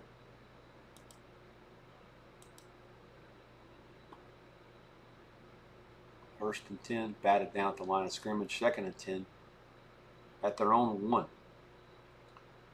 First drive, Buffalo lost 2 yards. Minnesota gained 19 before this punt. 6 minutes have been played in Minneapolis.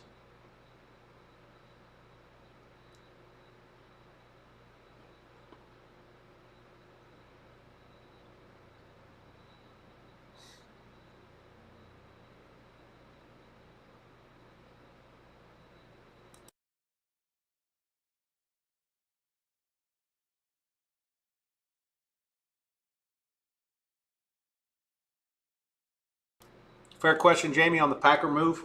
I would say no. 18-14 is probably about right. I would say 18-15 or 20-16, depending on where you're at, how aggressive that you should move it. I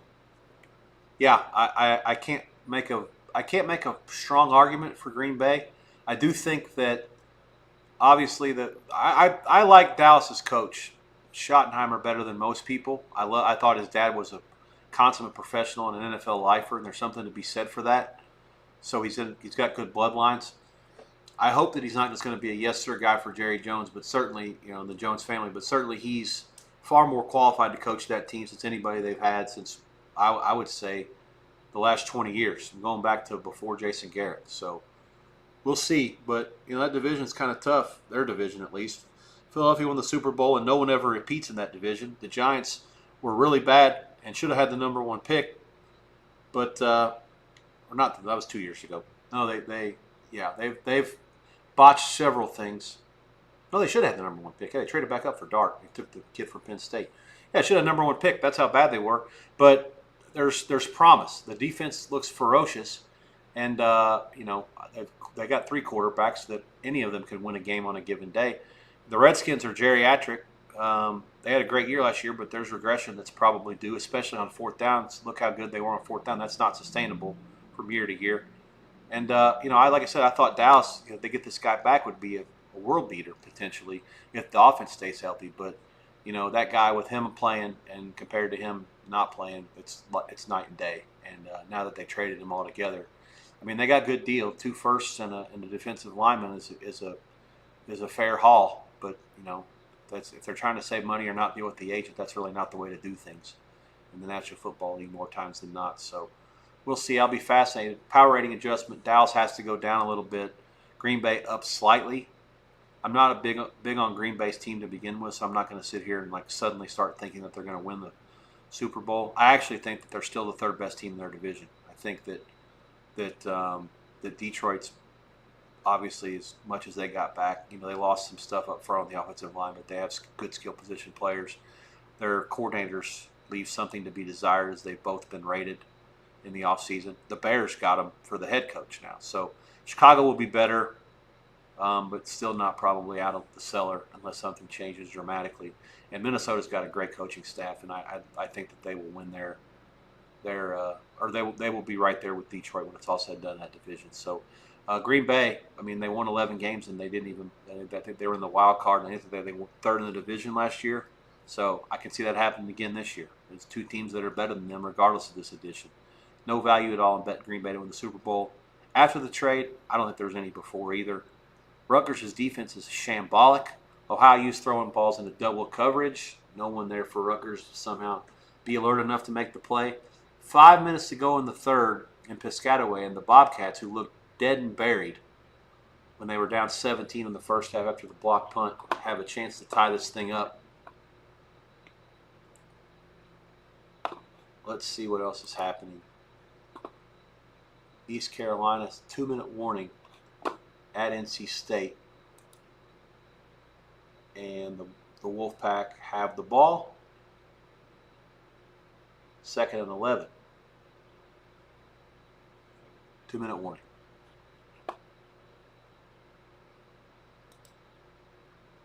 And Ohio U is in.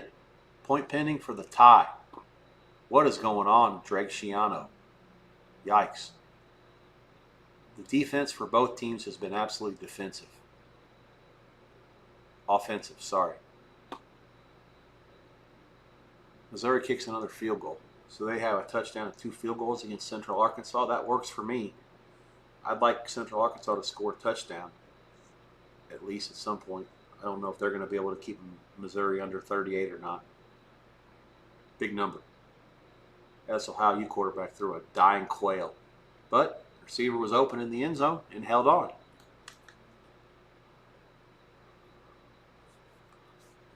If you see me fidgeting and adjusting my headset, forgive me for that. It's a nice headset, but it's a little bit uncomfortable. It's killing my ears.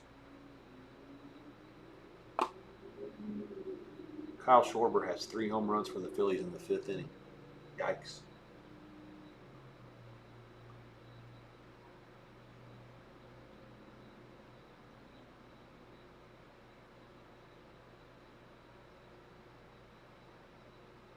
I saw something I wanted to read. Now I lost it.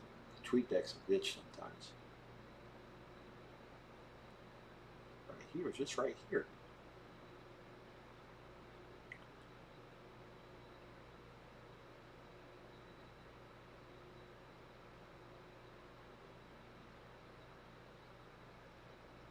Forgive me for the lull.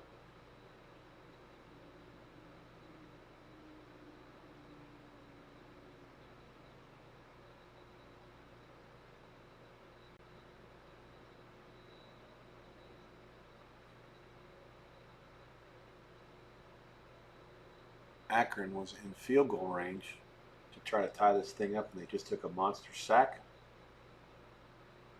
and are not in field goal range.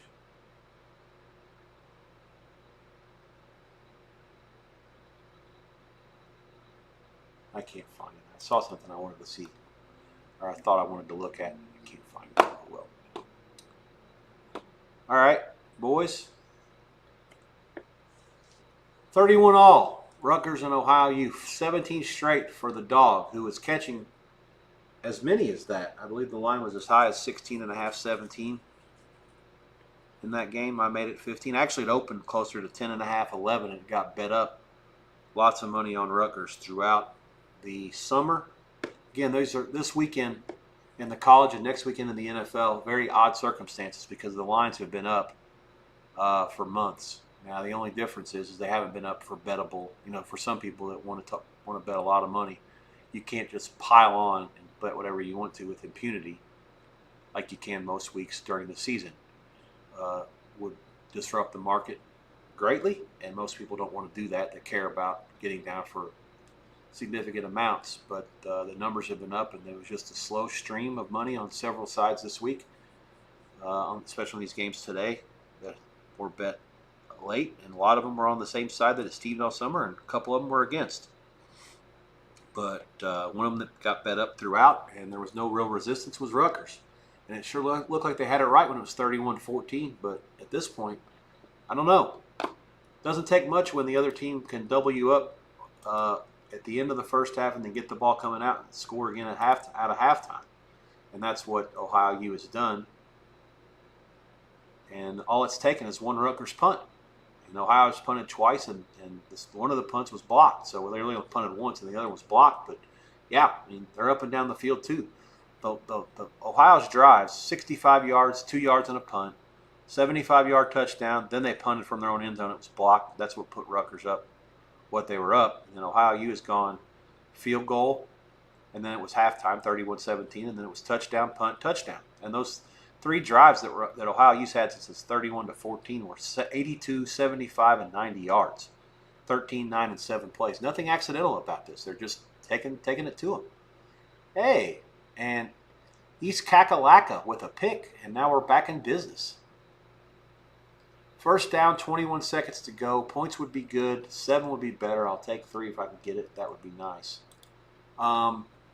As it stands, I told you already, East Carolina for the game is a decent-sized play.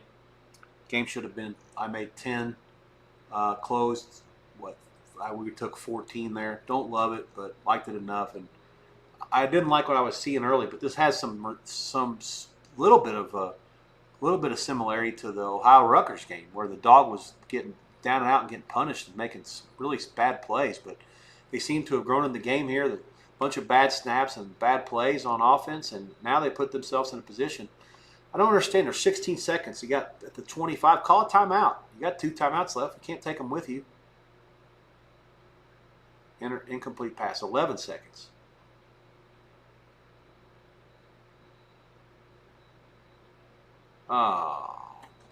This is when looking at the box goes bad. When looking at the box score, gone wrong. You got, there's a penalty that I haven't seen yet for holding. So a 5-yard run is going to get taken off. And now they call timeout. 6 seconds left. 10-yard penalty for holding. So the ball should have been to 20. Let me see what happens here. Okay.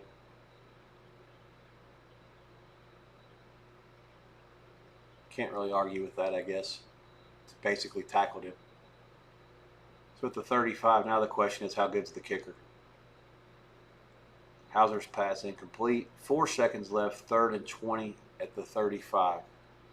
Does East Carolina have a kicker that can make it from 52 is the question. Let me look at one thing here. This has got me curious. Conference. I'm not that up to speed. I don't know that much about these kickers, boys. I'm curious. East Carolina.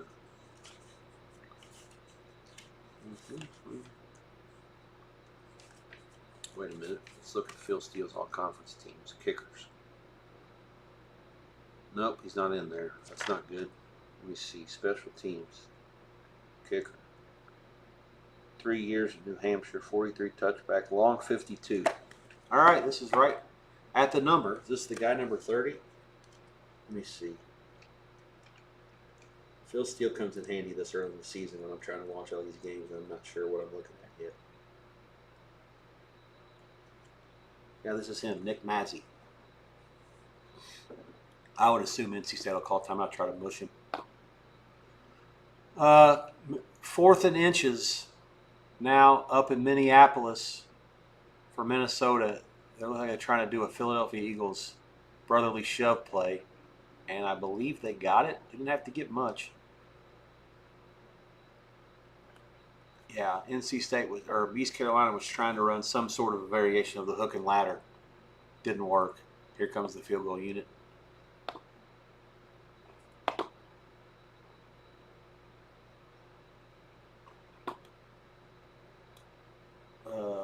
Let's see, anything notable happening. Delaware now at 14-3 at half over Delaware State. I will not give halftime lines on that stuff. South Florida 31-7 over Boise State. Nothing accidental about it. Probably the recommendation there to go over live at 45 was a good one, but the side I had mentioned that South Florida was probably right at halftime, and had I looked at that a little bit closer, I probably would have recommended it for more. South Florida did kick off to start the game, got the ball first at halftime. Nothing accidental about this, just a beating. Boise State losing their cool, unsportsmanlike conducts now after the touchdowns.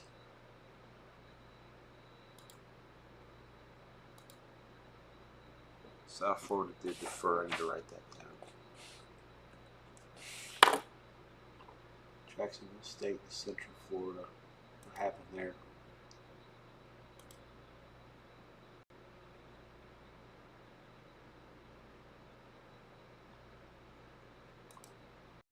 Weather delay still in effect here. Let me see what's happening. I'm curious.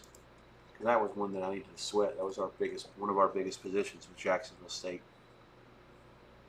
I shouldn't say that. It was a bit. Once they got a bit up to 21, it was. Rutgers on the move inside the 25 to end the third quarter. It's first down. Big first down on the third down there, and that will put them in good position to take control of the game again. Let's see how they respond. Third year in a row that Central Florida's home opener has had a weather delay. Yeah, it happens. Yeah, all the Twitter people are saying something like that. No answers about when it will be done, by the way, so we'll have to see.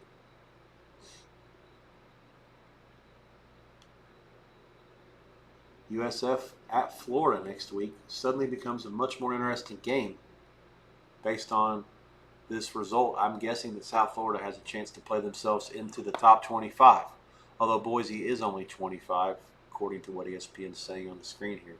Maddox Madsen, 19 for 35, 162, and 1 touchdown. Not impressive. Back to the drawing board for the Broncos. The good news is you don't lose out on your playoff bid in week 1 if you're in the group of 5. The bad news is you've run out of rope. I would say that Boise, if they go 10-2 and win their conference championship game to get to 11-2, that's probably going to give them a chance, assuming nobody that's with them goes 12-1. Notre Dame is still on the schedule in South Bend. That's probably a game they're going to lose, and the point spread's probably after tonight going to be 3 touchdowns. So, yeah, like I said, the margin for error, if Boise wants to repeat trip to the 12-team playoff, they're going to have to get their act together in a hurry.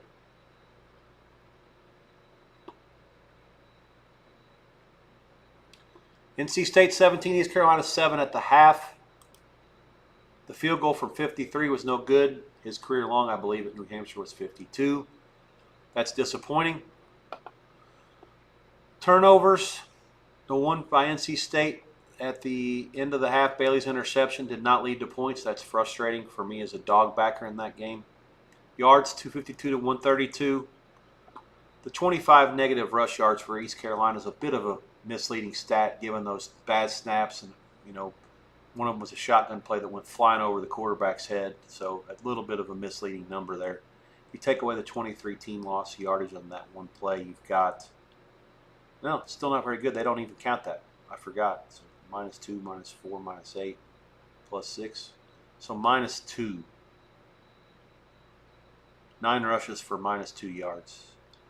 Not very good. Of course, one of them was another bad snap. So basically 8 yards for next to nothing.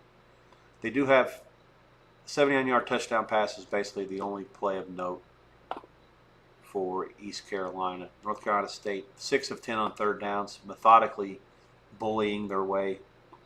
20-10 time of possession. Halftime price there, 4.5 or 5, which I expect to be.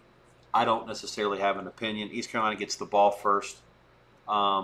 I certainly hope East Carolina covers. I would not tack on to my plus 14 position on this game. One thing I've noticed up here, Buffalo really going to have trouble to do anything. It's not the quarterback's fault that he can't do anything. The Minnesota defensive front is just steamrolling the offensive line for Buffalo. The quarterback has no time to do anything. On 3rd and 11 there, he dropped back. Before he could even set himself to try to do anything, Buffalo blockers are either holding or chop blocking on an engagement, a double team. It's been an absolute one-way traffic by the Minnesota defensive front, and I see that not changing anytime soon. And the correlation basically is, how's Buffalo ever going to score? It's going to take Minnesota to beat themselves, because what happens up front, it doesn't lie. They call it a chop block, which, 52 was supposed to block the guy in the middle, the blitzing safety, and the running back hit him low. That's as easy as a call you can make.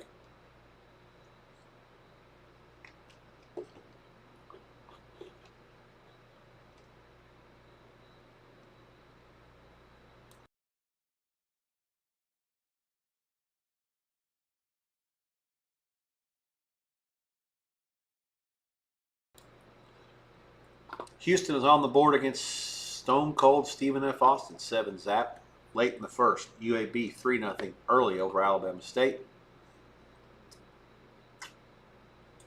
Missouri up 19-0 as we near the half against Central Arkansas. That's a game where we're watching a dog investment, right angle on the favorite at anything, 36, 37-ish. And obliged to take the dog at a better number than that after they were done. Wyoming 3-0 at Akron at the half. Let's look at the box here for shits and grins. The first few, let me look at the drive chart first. This will tell this tale of the tape. Drive summary: punt, punt, punt, punt, punt, punt, punt, downs by Akron. Field goal by Wyoming. That was an 8-play, 54-yard drive that led to a field goal at the Akron 8s. They got it down to the Wyoming 38 and didn't score. Akron took it down 43 yards and 4:44, got to the Wyoming 32 and missed a 49-yard field goal. And Wyoming actually took it down to the Akron 31 and lost it on downs. They ran 5 plays and got 37 yards in 24 seconds before the drive ended on downs. So, Akron won the toss and deferred. They'll have the ball. They're down by 3. This is a game where the game opened up 7.5 to 9, give or take. I think 9, bet down to 7.5 this summer, and then it stayed there. And then there was Akron money all of the last couple weeks. Game closes 4, 4.5, 5-ish. And the Cowboys are up 3-0 at the half. Akron has the ball. Unlike Buffalo, I do see the Zips actually having a chance to move the ball and do some things. They're not totally outclassed up front. They're young. They don't have a lot of good players. That's part of the problem. But to think that they're going to lose this game and they don't have a chance, I don't think that's necessarily true. Wyoming's not good enough to create any separation. Let's see. Game details, summary, team stats. First downs 9 to 7, yards 195 to 112, both in favor of Wyoming. Like I said, 7 punts. Each team is 1 for 2 on 4th down. Neither team has thrown an interception. Neither team has lost a fumble.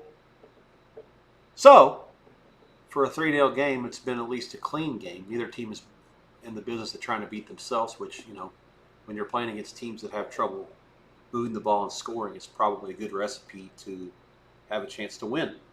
Halftime line, a half. There is some 1.5 dog money Pinnacle. I don't have any thoughts. I would think that with Akron in the ball first, a half flat would be the right number. Total at 20.5 flat, give or take. There's some under money. There's some over money out there. No strong opinion either way. Again, Rutgers has kicked the field goal on that drive against Ohio U, and they now lead 34 to 31. That drive, 14 plays, 67 yards. It took up 7:56. So Rutgers has decided that, well, if we can't stop these guys, let's keep them off the field. But the 2 drives since halftime for Rutgers, after scoring 3 touchdowns, kicking a field goal before halftime, and never punting, was a punt and a field goal.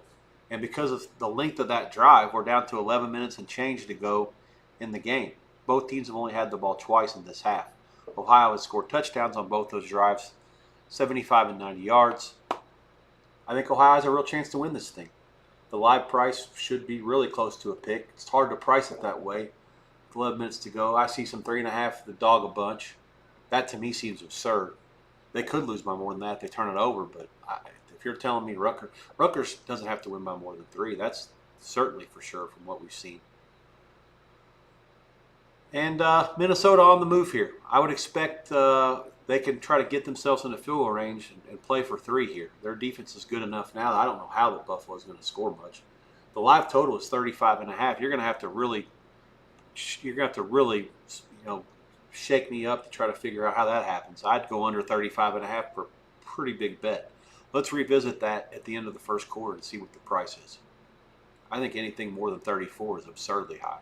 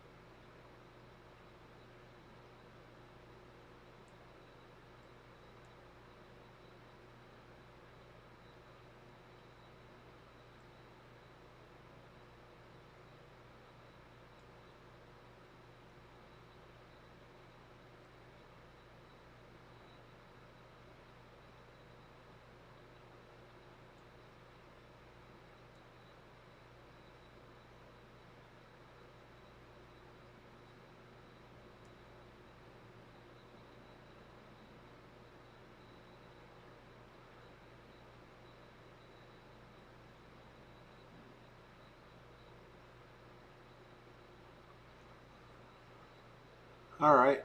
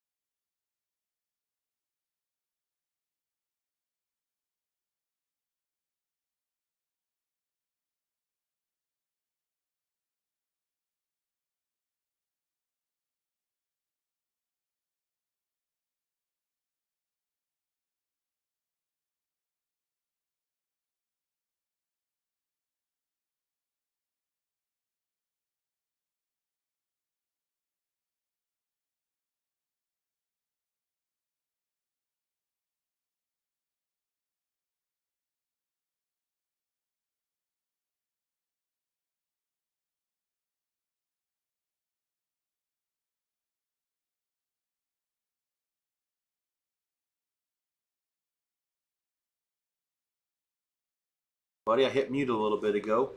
My mistake. I muted myself when I was taking a drink of tea. Heads up. Appreciate that. Good looking. Okay. So let's see. A couple things I did here. Joe in the Facebook asked me my thoughts on the teams coming off the game in Ireland. I make Iowa State. A little bit ago. My mistake. I muted myself when I was taking.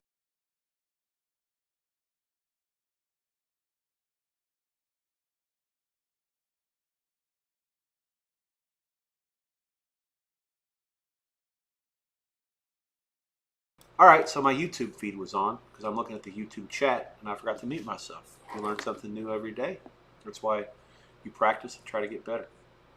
Okay, so Joe in the YouTube chat asked me about my thoughts on the Ireland game and the teams coming back from there.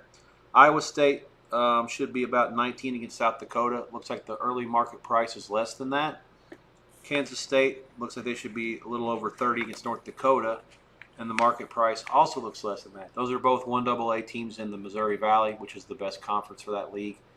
Those teams aren't necessarily the best teams in those leagues. Minnesota has scored against Buffalo, and that should be enough to win the game the way that things played so far. Early in the second quarter, Gophers 6, Buffalo 0. I don't know if Buffalo's going to score, I got to be honest with you. And this is a really good chance to bet on that game under live. 37.5 is definitely bettable. 7-0 Minnesota early in the second.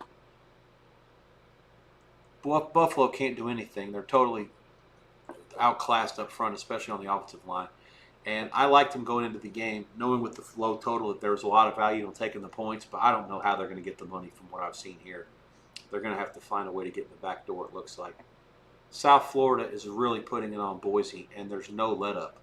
They have Florida next week. I'd be really surprised if they stay on the gas here. But, we'll see. Boise just has been totally unresponsive the whole way. Underway in Akron in the second half. Let's see what happens up there with the Zips in Wyoming. I leaned Akron a little bit. Not enough to play. The second half line was about right.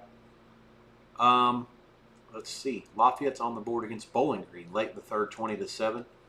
That suddenly looks a little bit dicey after a pretty good start for the home team. Oklahoma State 17-7 over UT Martin. Houston 7-0 against, now 10-0 against Stephen F. Austin. UAB 10-7 over Alabama State. Surprising troubles for the Blazers in Birmingham against ASU. Youngstown's lead against Mercyhurst has been cut to 24-15. Lindenwood and St. Thomas 14-13 in Minnesota. Nothing else to report there. 5 minutes to go. A very fast second half in Piscataway. Rutgers by 3 over Ohio U. There have only been a total of 4 drives in this half. Ohio touchdown. Touchdown. This is the third drive for Ohio U in the half, and it's resulted in a punt. And Rutgers has it and is milking with intents to run it out, it looks like.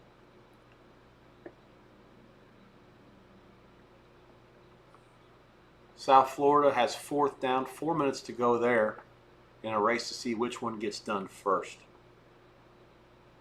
Jamie, tell your friends. Let's get some people in here. I want some people to ask me some questions. I have not gone to the bathroom. I have not gotten a refill. I'm in great shape here. Definitely good to go for the next, it's been a little over 2.5 hours. I'm definitely good to go for another, probably 2 more hours. I would like to get up and grab some more iced tea. Or maybe a Gatorade. I'll have to work on one of the graphics. What do you call it when you buy those things?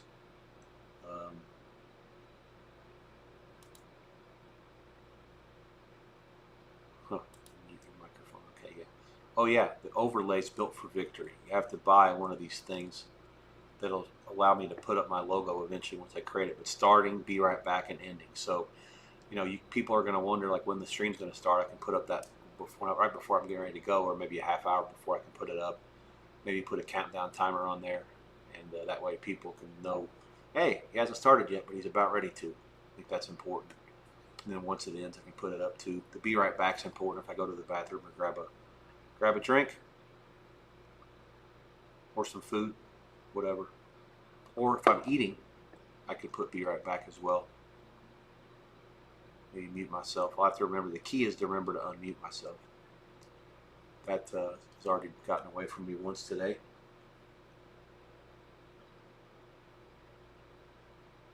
Circa takes 500K on Texas, and that's why the Longhorns have flipped to the favorite against Ohio State. Alfonso has asked me if it's a sharp bet, and I said, who says it's sharp? It was just a bet. Write a bet, move the line. Could have been sharp. I don't know that. Not in that office. But for that kind of money, if you're going to write $500,000 on a college football game 2 days before the game, 3 days before the game, whatever, you're obliged to move it. And 1 to pick 'em's not enough, or 1.5 to pick 'em's not enough. You got to go other team the favorite. That's the way that I would do it too. And as a matter of fact, games really don't fall much in college, and you're not really endangering anybody's welfare if you just hop it. I do it all the time in basketball. Just go from 1.5 one way to 1.5 the other. Forget about it. Just play hopscotch. Write all the bets you want to. 1.5 flat to 1.5 flat.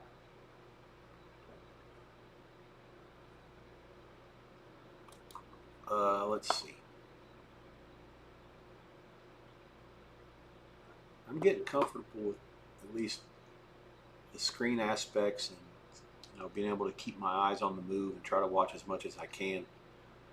Be a little bit harder on Saturday when we're talking more games. Tonight actually is way harder than tomorrow in terms of the number of games I'm trying to keep my eye on. They're a little bit staggered, but not overwhelmingly so.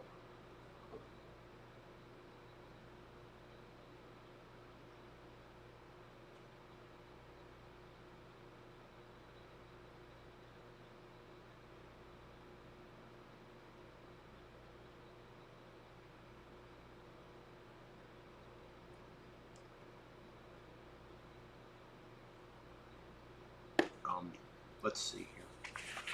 Alfonso wants to know what I made that game, and I think I made it close to the open. Yeah, Ohio State 2. No strong opinion.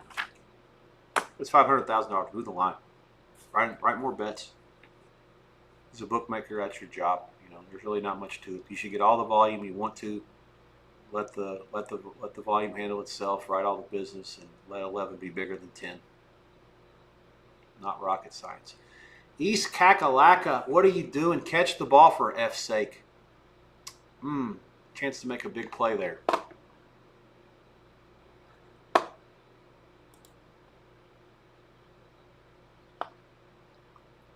All right, well,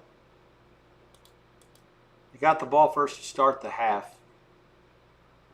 Turn it over on downs, but immediately force an NC State punt. 3 and out, that's good.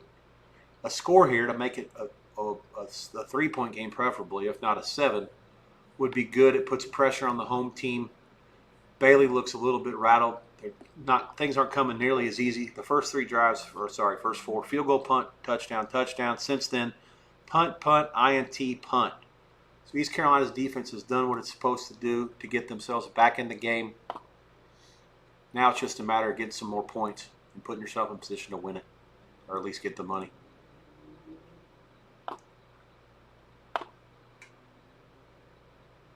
Elon and Duke tied up in Durham, 10-all at the half. Not something that the Dukies are looking for. They should be laying. I believe right angle was on the over in this game. Don't quote me on the source. I charted it that way just by the basis of how it moved earlier. It looks like that was their group.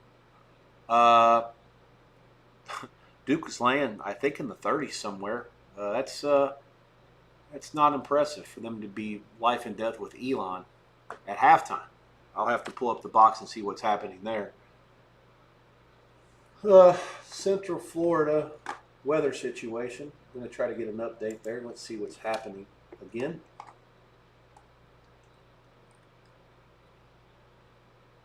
There's some Central Florida fans that have run onto the field at the bounce house. Oh, the conga line. Conga through the weather delay. God bless it. 3 years in a row, Central Florida's home opener has been delayed by lightning.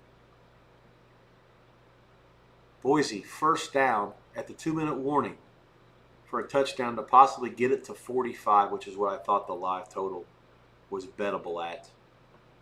45 or better over. That was assuming Boise was going to rally, though. That has not happened. Nebraska-Cincinnati kick, ESPN tells us, is going to be at 9:10 Eastern. That is in the next 6 minutes or so.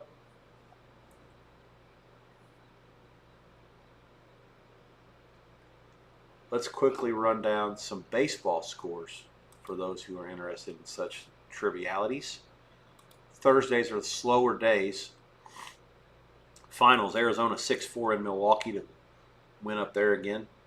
St. Louis beats Pittsburgh. I could chart myself another loser there. Baltimore earlier, Pittsburgh also a loser.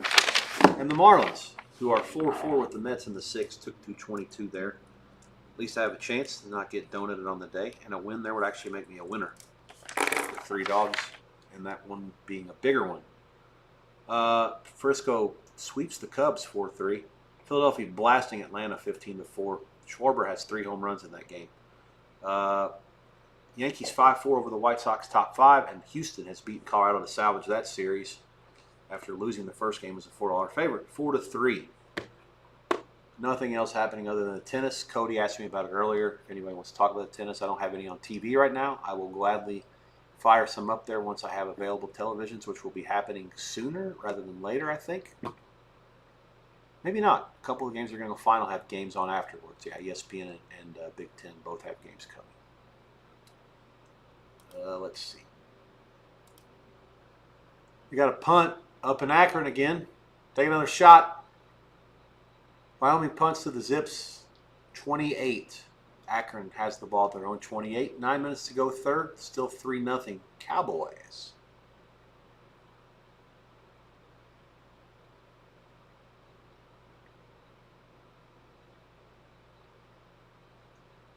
Minnesota has taken over at their own 19. Buffalo, once again, struggling on offense. Let me go through their drive summary. I think Minnesota really, unless there is an offensive mistake that leads to defensive points for Buffalo or a very short field, I don't know how Buffalo scores. I don't know how they score. Under 37.5 was a great bet at 7-0. Even now, at this 12 minutes to go, I think under 37 is a great bet. Anything 37 or higher, you're just going to have to really find. There's going to have to be multiple defensive or special team scores in this game for this total to get to 37. It just can't happen. And Buffalo's defense isn't giving up nothing either. I mean, it's just an absolute stalemate out there up front. Yardage, 151 for the Gophers, 12 for Buffalo. And that comes after Minnesota completes 2 straight passes for 15 and 27, which have happened after the 3rd and 10 play that I have not seen yet, and after the 1st and 10 play that I've also not seen yet. So those are 42 yards. A minute ago, it was 109 to 12. Rushing yards were 50 to -3. And third downs, Buffalo 0 for 4, Minnesota 2 for 4. They also missed a 4th down, which is why they're only up 7-0. Drive summary. Punt, punt, punt, downs, punt, touchdown. Minnesota's touchdown drive was 7 for 50 yards. They did move it a little bit there. I think there was a big play involved at some point.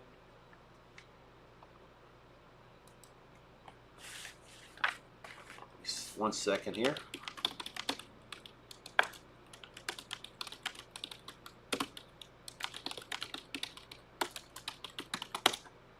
Okay.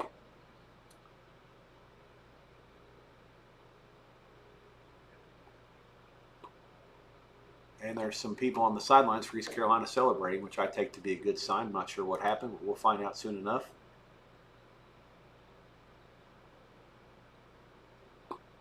Five yards, first down, 3rd and 6 from the 40. What happened here? They fake a punt?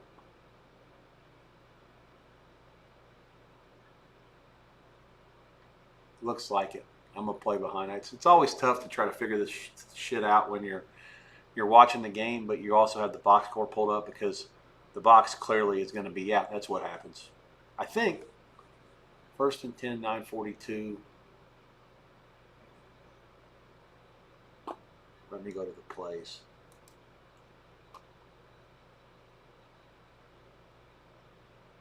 Yeah, it was 4th and 8 at their own 19, and they Levy 17-yard pass to Kieran Davis for 7. Yeah, first down. 1st and 10 at the 36, and they're finding a way to ruin it. It'd be a shame if you fake a punt from your own 19 on 4th and 8 and you don't get anything out of it. Clearly, you caught them off guard.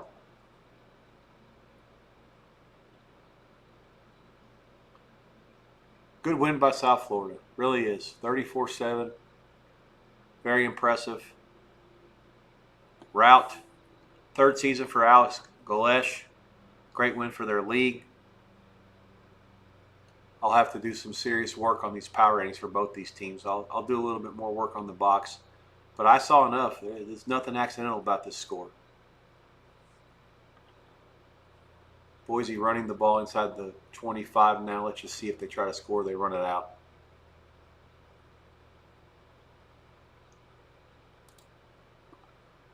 I show final in the box. That'll tell the story. They are going to let it run out. That's it. 34-7 South Florida. Outright. The betting market got it correct. Game opened as high as 9.5, 10 and came down to 4 at some point places, 4.5, 5, 5.5. Closing line, never in sweat. Second half, never in sweat. Wow. Minnesota throws the ball to the tight end and hits him in the feet after he falls down, and it's an interception by Buffalo. Just like I told you, their only chance to do anything was going to be something like this, and it actually happens. Comical, actually. If you have Minnesota, you're throwing stuff. Let's go to the actual play-by-play. So they're in at the 21, first down. Quarterback throws it to the flat. The guy falls down and hits him in the foot. And Buffalo's guy catches it at the 24, and there's nobody around him. I mean, he almost took it all the way back. First down, Buffalo at the Minnesota 23. Totally fluke play. And what happens? They lose about 7 yards on first down. Absolute abomination here by the Buffalo offense. They can get nothing done against this ferocious Minnesota defense. I don't know whether it's Buffalo's offensive ineptitude or Minnesota's defense actually being ferocious. I'm not sure. Probably a combination of both. Rutgers has held on to beat Ohio U in Piscataway 34-31. Nowhere near getting the money, but given the fact that they were up 17 at one point, 31-14, and did not score a touchdown in the second half, I'm sure they're quite happy to take the W and move on to their game against another MAC team next week in Miami, Ohio.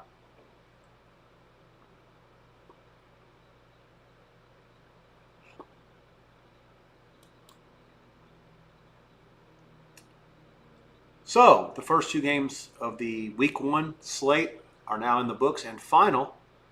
And we are also underway in Kansas City, Arrowhead Stadium, home of the Chiefs on Sundays. Tonight, 2 schools wearing red, Cincinnati and Nebraska. Cincinnati, this was a home game for them on the schedule in the preseason. They sold the rights to play in Indianapolis, which was a neutral site game-ish, only a couple-hour drive from Cincinnati, farther from Nebraska. And now they sold it for a lot more to keep it neutral, but also get it a lot closer to Lincoln. And probably a 90% crowd split here for Nebraska, and an adjustment of at least a point and a half on the point spread to favor Nebraska based on how the proximity of it and the fans. That all being said, this is a Cincinnati home game. They are wearing dark, Nebraska wearing white with red, and the TV rights go to the Big 12 Conference in this game. It's an ESPN game, not a Big 10 home game, which would mean Fox or FS1 would have the rights. That's the way these TV situations work. The home team had the TV rights. So, I'm going to chart that coin toss. And also the other Big Ten game, the last game of the night, Miami, Ohio, and Wisconsin, fixing to kick off in the next 5 minutes, give or take. The Badgers are about to come onto the field, full house, Camp Randall Stadium.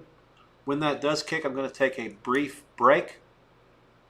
just a couple minutes before to get back and try to chart what's going on in these second halves, and especially watch the first half of the late 2 games for live information. As I say, the live bet on Buffalo, Minnesota, they kicked a field goal. The Bulls did 7-3. Totally flukish. The 37 is still out there. Under 37. Under is a great bet still.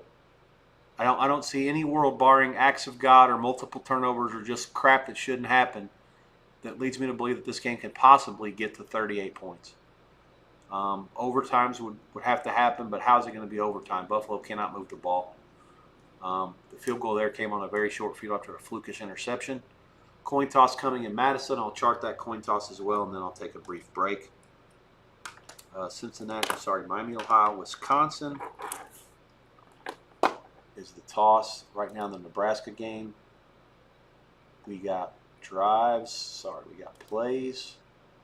First quarter, won the toss and received. So Cincinnati actually took the ball. And I'm not sure what's happening in Madison. We'll see that in a minute. NC State gets the ball back up 17-7, and East Carolina missing tackles again. Very frustrating. First down for the Wolfpack. Akron, 6.5 to go in the third, 4th and 13. Pull another shot for yourself if you're ready for another punt. Here it comes. Seen a couple of fake punts that work with some success tonight. Akron not interested in any of that stuff. And this guy bombs it all the way out of the end zone. Wyoming will take over 6:15 after the touchback. Miami ready to kick against Wisconsin. 18.5 point spread for the Mac Dog. The first of 3 in Big Ten games tonight. Ohio, you got the money at Rutgers, catching 16-ish. Minnesota laying 16.5 against Buffalo. That one, there is some doubt, but one team's not able to score barring acts of God, so not a lock that Buffalo's going to get the money. Miami, the biggest dog of all, in the most rowdy atmosphere of all. Let's see how it plays out. Kyle Schwarber has hit a 4th home run tonight. That constitutes the ticker giving us breaking news. 21st player in the history of baseball. It's actually more rare than a perfect game, to which I say good for him. Good stuff.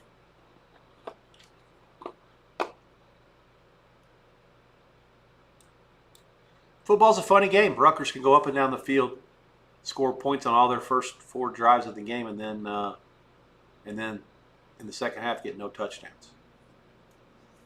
I don't know whether that's good coaching or just I don't know. It's imperative to be able to figure that out. If you can, you'll make a lot of money betting halftimes and live. That's for sure. NC State's quarterback broke containment. First down run on 3rd and 6. Scrambling. He rolled right, scrambled back to the left. Those are very aggravating plays when you have the defense and or the dog. First down, Pack. 6 minutes to go. They're into East Carolina territory trying to get back ahead of the number. I wish they wouldn't. First play, Miami has the ball. Quarterback keeper by Finn. This guy played at Toledo for about 13 years, it seemed like. Now he's at Miami. Has enough athletic ability to make some really good plays and can play above the MAC quarterback level when he's at his best. He also makes some plays that are not so good that has kept him in the MAC and nowhere near a higher level or the NFL because of that. So we'll see what he can pull off tonight. Kept it on first down, incomplete pass on second down, and they've ran the ball now to get to 4th and 1 at their own 34. And now let's just see how aggressive they get on the first drive of the game.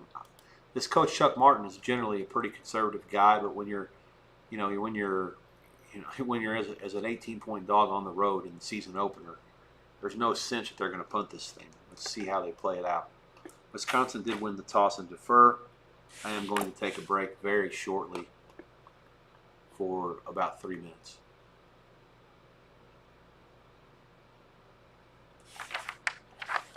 Actually, I got an idea. I'm going to type in the chat in case somebody pops in here.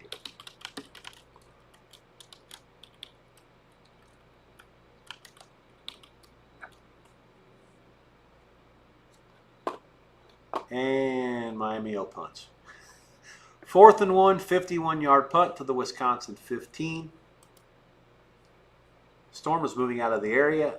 Game resuming at 9:55 p.m. in Orlando at the Bounce House. 9:55. Curious to see what kind of crowd we'll have back for Jacksonville State Central Florida when it does restart. That game is on ESPN Plus. Let's see how it plays out. Now it's a sweat to see which game gets to halftime first. That one is in the second quarter, so it'll be all three of them are probably going to go in close to the same time. The punt just didn't get caught, and it bounces down inside the 15. So, Wisconsin will take over at the 14, and I'm going to take a very brief break. 9:23 is what I'll target for the return. Let's call it 3.5 minutes. I'm going to chat that as well. Boom. I'm going to mute myself, and I'm going to... I'll be back in about 3 minutes.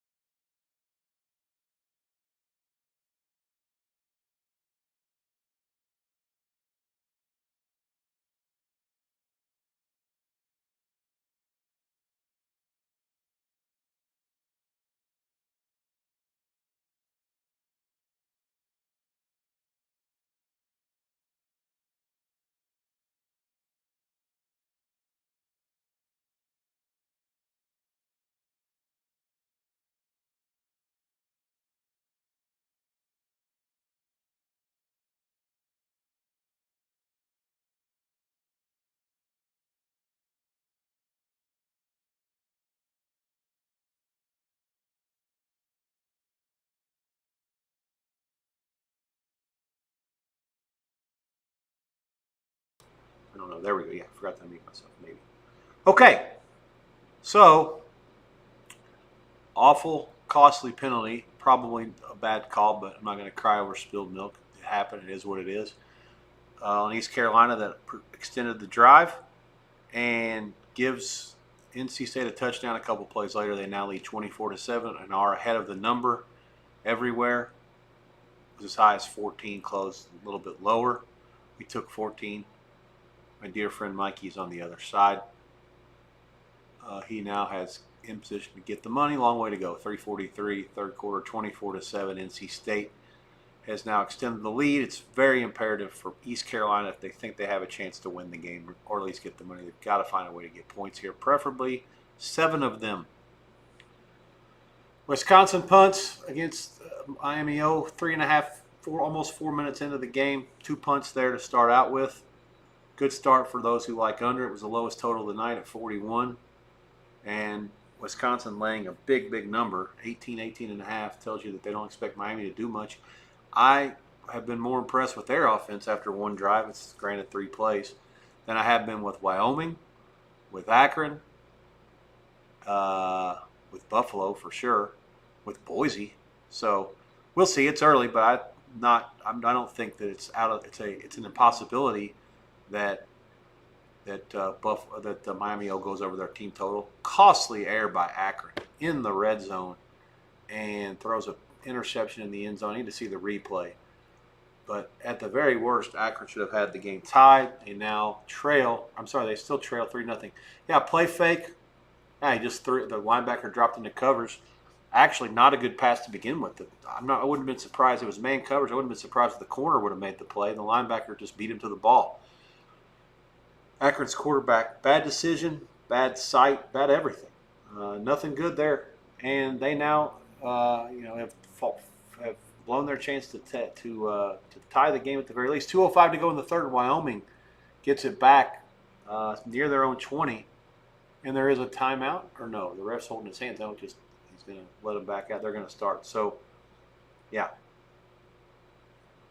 Costly error. Akron with probably their best driver close to it of the whole night.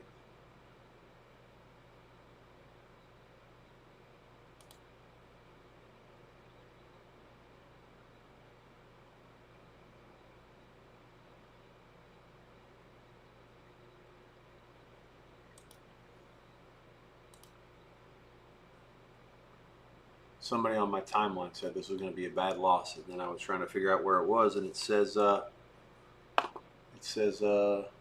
Lynx, so I guess it's girls basketball. Now I feel compelled to look and see what the score was and what the line was. It's not. What are you talking about? It's only the third quarter, first of all. Okay, let's see what's happening up here. Buffalo has the ball again. They're a huge favorite to punt it after they're done. Miami O on the move. 3rd and 3 in Wisconsin territory. 5 minutes into the game. Daquan Finn. They only rush 4. They get him. He only loses 1. Might be back to the line of scrimmage. And given that Miami punted on 4th and inches, I'm guessing they're probably going to punt on 4th and 3. Although the field position's a little different. They have it at the Wisconsin side of midfield. They may go for it. I'm guessing they won't. The low total makes me think that conservative play calling is in order here.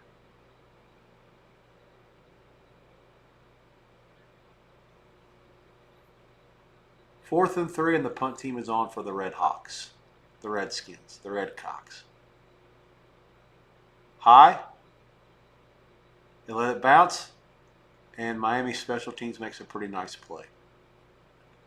It was thrown back behind the 1. It was inside. It was really close to the goal line when he threw it back in. Not sure where they're going to spot it. It was inside the 5 for sure. So the punter has done his job early for Miami. They had 2 guys that were ready to make a play. They ran into each other, but neither one of them were in the end zone. And I think even in the NFL that would have been a clean rescue. So the Badgers will take over at their own 5, 6 minutes in. No score. Really would like East Carolina to score a touchdown and bang this back door open. Could use a good old backdoor cover. Get the season started off right. They're at their own 35. 3 minutes to go. It's only the third quarter. Long way to go.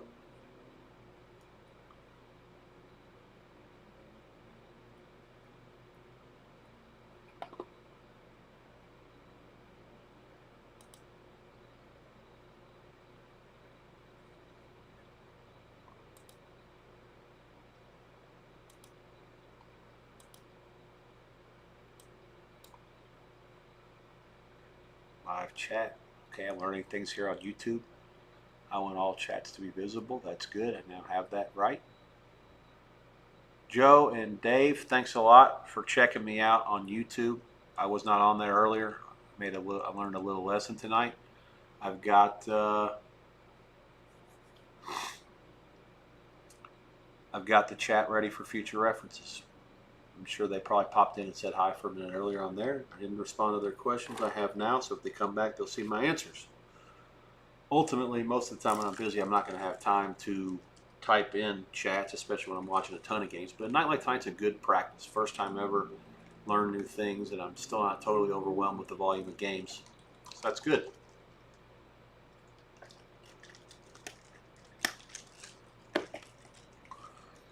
Most of the time going forward, most of my focus will be on games that are in the first and second quarter for halftime purposes and for live, and particularly if there are games that are exciting where I feel like the score doesn't accurately assess what's been happening on the field, then I can really hone in on whether there's a live value on the side that's probably playing better than the score indicates. So I'll continue to say that on all these streams, especially early, as I try to build an audience and get people used to watching what I'm doing, so they can maybe get a feel for how I read and visualize games. And hopefully the back and forth will be good. The banter will be good. I'll have people that are coming at me saying, hey, what about this game? What are you seeing this? Or what's happening at the line of scrimmage in this game? Last week, there's a game that's played out just like this when you were talking about going in on the dog and blah, blah, blah, blah. I want all that. Wake me up to what's going on. Let me be able to watch what's happening or look at the box or both. Depending on how busy you are, obviously, it's imperative to be able to try to find opportunities. All the money spends the same. It doesn't matter what you bet it on. There's value everywhere. You don't have to bet on Texas and Ohio State. If you could bet on West Georgia and Samford and get your nickel down, if that's what you're interested in betting, then all the better. Nothing wrong. It all spends the same.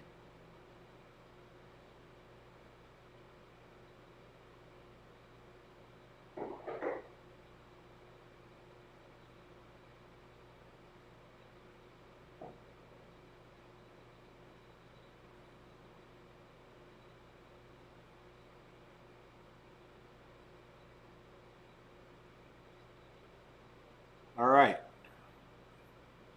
Let's do a little quick scoreboard update here.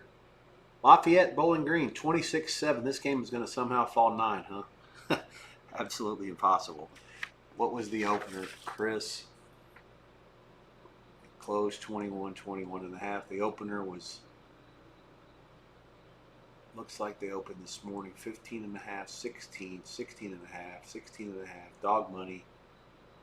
Then all of a sudden, oh no, here it goes. 16.5, minus 23, 30, 40. So then the robot goes to 18.5 after they moved it. This is at 10 Eastern, up to 19.5, which is now. So anybody that bet it before 10 a.m. got the cash on the favorite. Anybody afterwards was late to the party and missed it. And that's probably the case anywhere if I had to guess. Very few places open to bet it. And the ones that were, the limits were probably not very high. Fascinating that games can start following the number this early in the season, especially when it's a 1A against a 1AA game. And Bowling Green was aided by a kickoff return to start the game. I'll have to downgrade their number without even looking at the box.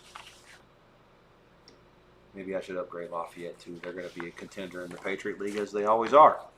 Potentially go to the playoffs in the 1AA.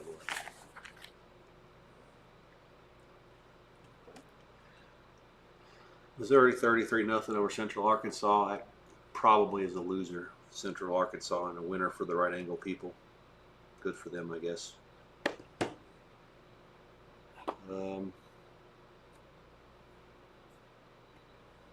couple baseball scores. Philly 19-4 over Atlanta. That's the Schwarber 4-home run game. Marlins 7-4 in New York against the Mets. That's very good for me. Yankees 6-4 on the south side against the Chi Sox. Top 7. Yankees are running really good. Give them some credit. As bad as I think they are, and as fundamentally poor as they've been, they really have done a good job of beating up on these bad teams lately. You could go back and look at their record against good teams since basically the All-Star break and look at it against bad teams, and they're basically beating the teams that they're supposed to beat. And there's something to be said for that. That's why they'll be in the playoffs, even though I don't think they're a very good team. But that just gives you a chance to bet against them in October. That's quite fine by me. I thought that they overachieved last year, and then they were in position to do something against the Dodgers, and then they shit the bed. Oh, here we go. Wyoming on the move. Fourth quarter underway. And 3 zap the score there still. My live under looks quite good still.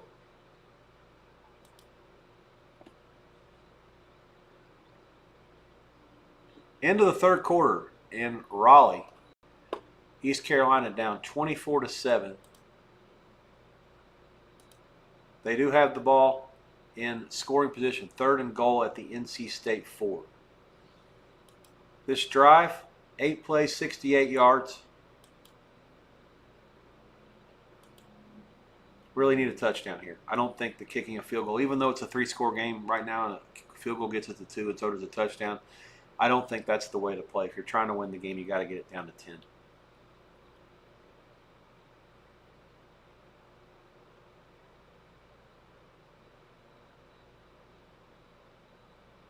It's been a methodical drive.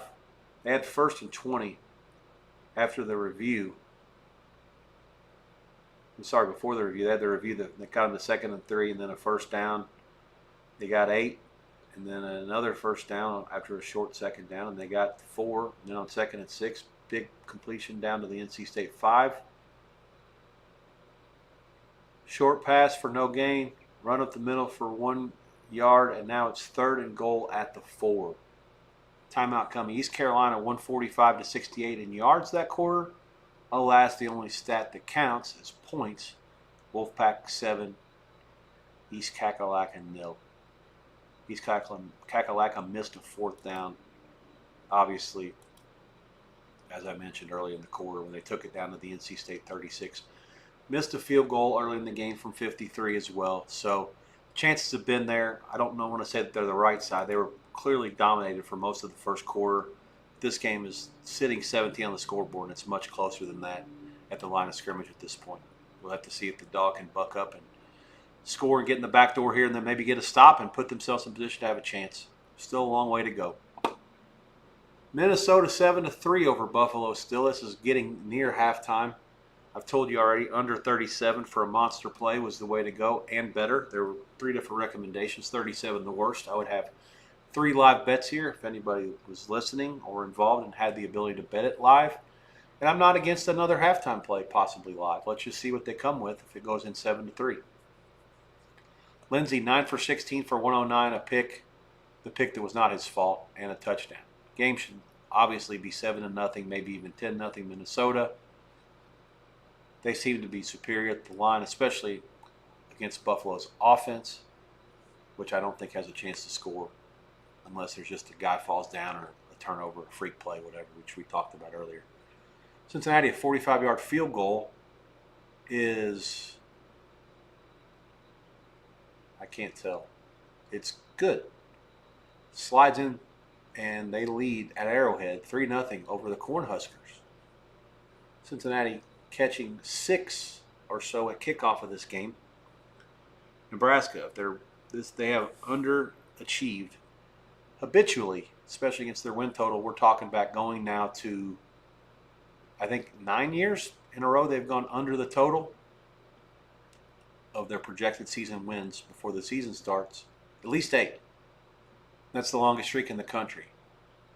Buffalo face guarding the receiver from Minnesota. That's not allowed by the refs. And that's going to give Minnesota an automatic first down.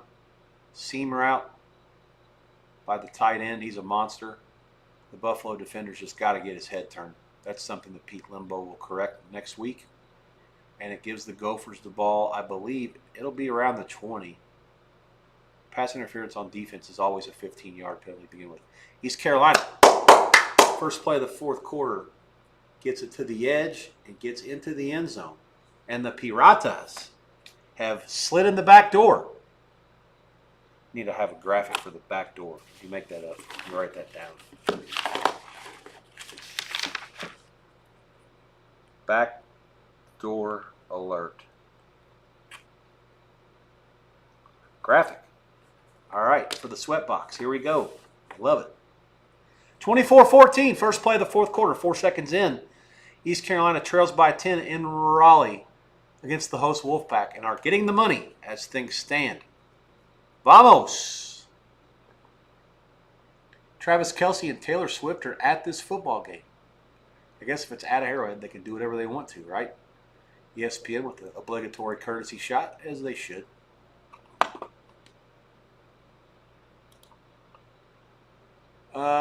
Let's see. Wyoming trying to tack on here. 10 minutes to go. The play clock is down to 2. This is a good job by Akron's coaching staff, and I'll give them some credit.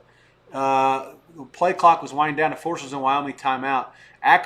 Wyoming subbed late, and Akron's guys took their sweet time in getting off the field. And by doing so, the refs had to let them sub because they had to let the other team sub. That's the rule. But by doing so, they were able to force a Wyoming timeout. It's going to be a delay game. That's good coaching. Anytime these teams slow it down and they want to sub late, you have the right to have a sub as well. I'll have to see the context of how the play played out. But basically, before the ball is spotted, if they sub, you have the chance to halt the snap by subbing as well. Just a really, really good play by Akron and forces a timeout. Big play coming up at the Rubber Bowl as Wyoming leads but is not covering, even though they've shut Akron out. 42-yard field goal by Wisconsin is good, and they lead Miami 1:39 to go in the first 3 zap at Camp Randall Stadium. We have Minnesota on the move after the penalty. Complete pass to the sideline, and it's now a 7-play, 56-yard drive that's covered less than a minute. This hurry-up stuff's going to drive me nuts. It's 3rd and 1, actually. Option, keeper, or whatever you want to read option. The back gets it. He smashes his way for a first down. The clock is now down to 13 seconds. Minnesota has called a timeout, and they have first down. I believe it's at the 12 or the 7. Let me go to the box. That'll tell me the truth. Okay, hang on. 3rd and 1. Okay, I'm fake news. The box is actually behind me here. 13 seconds left. Buffalo 9. First down. So it's 1st and goal at the 9. Interesting spot there. Well, I guess I could have swore it was maybe the 7 or the 8.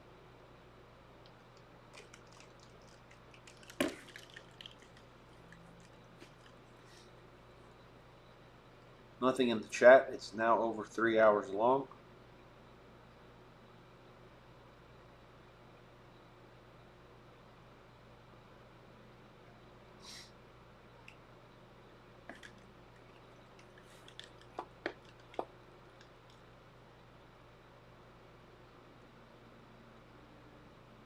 Let's see. We got somebody asking me about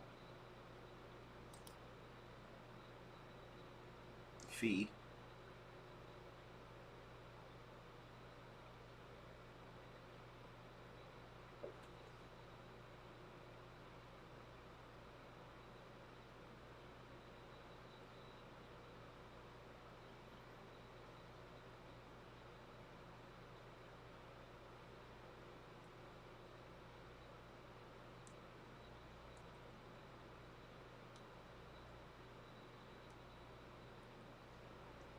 Okay, so yeah, I got somebody that's looking for the feed and can't find it.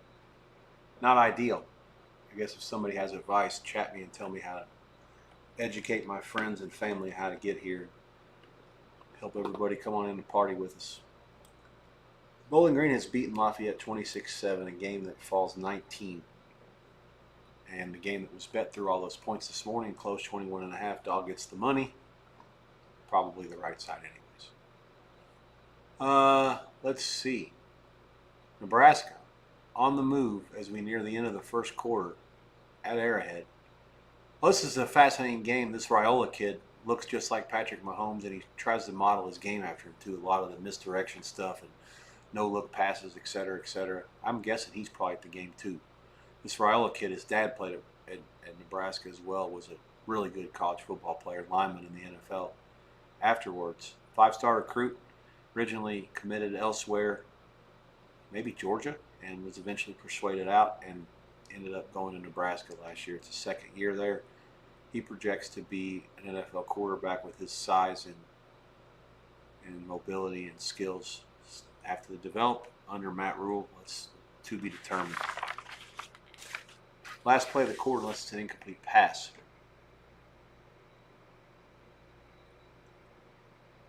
It is a pass, and it is incomplete. 4 seconds to go, 3rd and 9. Miami O having some issues against Wisconsin's defense, which is not altogether surprising given that they're catching 18.5 and their total is 41. You can do the math in your head. 41 minus 18 is 23. 22.5 divided by 2. Their team total is somewhere in the 11.5 range. Or more likely, what happens, these books figure out a way to make the juice, to get the juice involved and make it easier to deal with numbers that are more player friendly or more whatever you want to call it, but more interesting to bet than dead numbers. So 10.5 over a quarter or 13 under 30 would be my guess for the team totals, give or take the game closing line and total. But how you make that is an education. You take the point spread from the total, you subtract, and you divide it by 2 from the underdog. That's how you get the underdog team total. Then you subtract that from the underdog team total from the game total, and then you got the favorite team total. And of course, you can play some games with how you do it. But that's the easy, quick way to not have to do much guesswork. It's real simple. Addition and subtraction there. We've got a hold in East Carolina, NC State. You got a man down as well. End of the first quarter in Madison. 2nd and 2 for Miami O. I missed the spot on the field there. Let me see what it is, and I can recommend possibly a live play. They're about to kick off in the next 7 minutes or so at the Bounce House in Orlando. No score, Jacksonville State, Central Florida, I believe. Let's see. Nebraska has the ball. Sorry. Raiola's pass is incomplete. It's 3rd and 9. Nebraska. And, yeah, that'll do for now. Let me look and see where they have it. This is at the... Why don't they show it to the Cincinnati 22? 22, 28.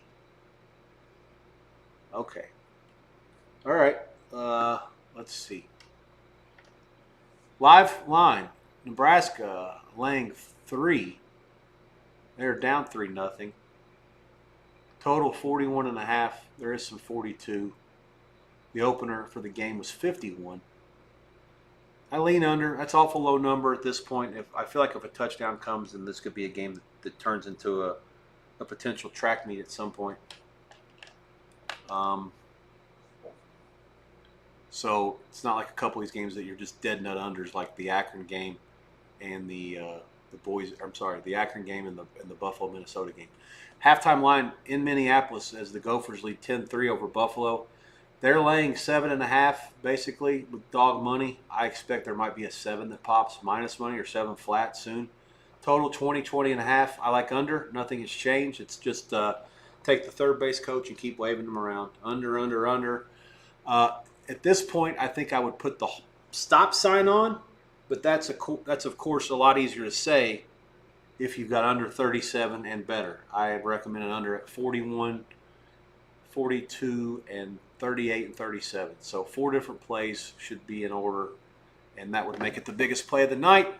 Under that total, as it's sitting 13 now, the live line would be 33, 33.5. Those are a lot of key numbers at that point. A game could easily fall 33, 34, 36, 37, all those numbers are in play. East Carolina, they're really going to have to check this out. This ball for NC State was absolutely uncatchable, and the East Carolina kid hits him. They throw a flag, but it's not targeting. I mean, the receiver was, can't say defenseless. I mean, they're going to review it, but in the end, that's an uncatchable ball. It's going to have to be an incomplete pass and no penalty. And the good thing is they've changed the rule about targeting. They can take it away now. There's no such thing as a targeting on a play that's not a penalty. Good play by two for East Carolina. They're going to have to pick that up. They don't. I'll be absolutely shocked and extremely upset. And you'll hear my first outburst of profanity based on the need for East Carolina. They're saying targeting forcible contact to a head or neck or any forcible hit by helmet crown. I didn't see either one of those things. I'd like to see the replay one more time to make sure I'm not misjudging what the call is. Certainly without any volume, I can't hear what the announcers or the ref are saying. It's one of the down things of not having audio. For the most part, I don't want to hear the refs or the announcers because it's negative EV. They're all idiots. They called it an incomplete pass. Good deal. 3rd and 10. Wipe that Tarjaying off the board. Let's go. How about a big stop here? Anything that holds them to 3 or less still keeps East Carolina inside the money. Field goal by Nebraska from 52 is dead nut good. 3-3, first play of the quarter. And the live line now, Nebraska laying 3 and some change, total 44, shaded to under at 3-3, early second quarter. Got a couple of people that are chatting here. I'm not sure who wants what, but I'll be sure to try to check it out. Any voice messages that I get on the WhatsApp, I got about 3 of them now, will have to be listened to later as I continue to work. We're into the second quarter of both of these games that just started at 9 Eastern.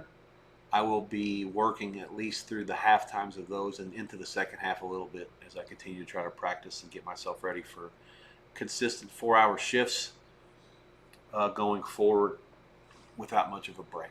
I'll do some splits, obviously on Saturdays and Sundays, but try to keep you entertained here as we get this thing started. Nobody hit the Powerball. No winners since, I believe, May, or is it March? Almost $1 billion with a B. The drawing is tomorrow. I'll have to get a hold of my mother or my father and tell him to get involved. And NC State has missed. Let's fucking go! All right, I had to let one of those go here. I feel better about my life. 24-14 in Raleigh. Good guys down 10, get the ball back, 12:23 to go. Any points will make this a one-score game. A touchdown would put a little bit of fear into the host Wolfpack, who are laying 2 touchdowns, or those who got a good number a little bit less, 13 and a half. Let's see what else is going on.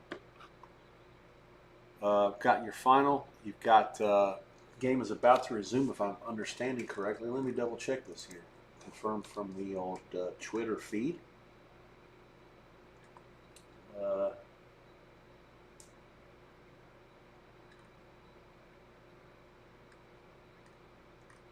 Not much of a report that I respect there. So I should look into UCF's actual official feed. But they said 9:45 or 9:55 earlier. Okay, 3 more minutes. All right, the TV hasn't come back yet, which is really kind of making it frustrating because, that's when the game goes on a weather delay. ESPN Plus always does that. Wyoming throwing the ball deep on first down against Akron. Don't know why. There's scoring points isn't going to win them this game. Keeping that 0 on the Akron side is what's going to get it done. Cincinnati not doing a whole lot on offense. I'll have to keep a close eye on that and get the box pulled up here soon. As the prime sweats now, obviously the point spreads are in play in both Akron and Raleigh. It's halftime in Minneapolis.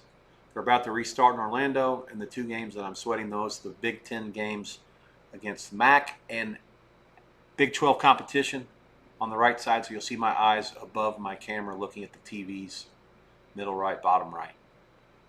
Long pass by Cincinnati is overshooting everyone on 2nd and 10. And, aggressiveness is interesting, but probably not. When you're throwing it, the coverage was there, and the safety was over there to help. There really wasn't anything there. I'm not sure what he was looking at.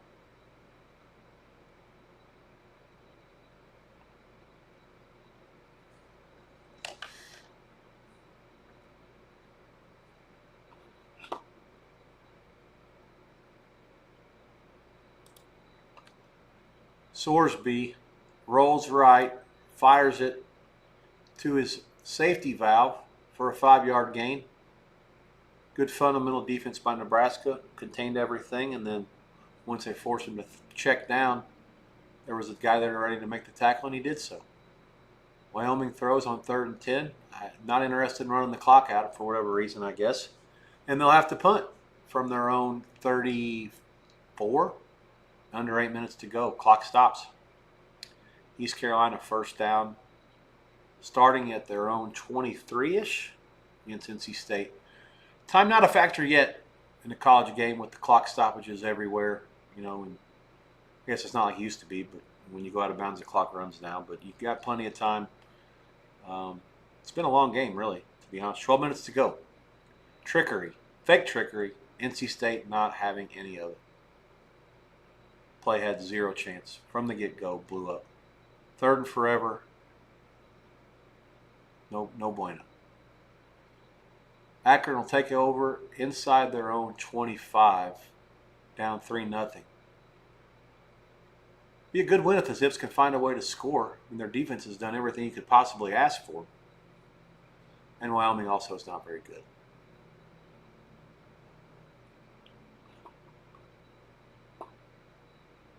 Okay, we're underway in Central Florida. 9:48 to go. The Knights have it. First down, they got it. What was it now? The down and distance went away. 3rd and 3. Okay, so this is the play. They hit the quarterback, knocked him into oblivion. His helmet went flying off. They picked it up and ran for a touchdown, but they took it away. I guess his helmet went flying. They had to stop the play automatically. That's a disappointment. I'd like to know more about what happened there. That's the one thing about having no volume.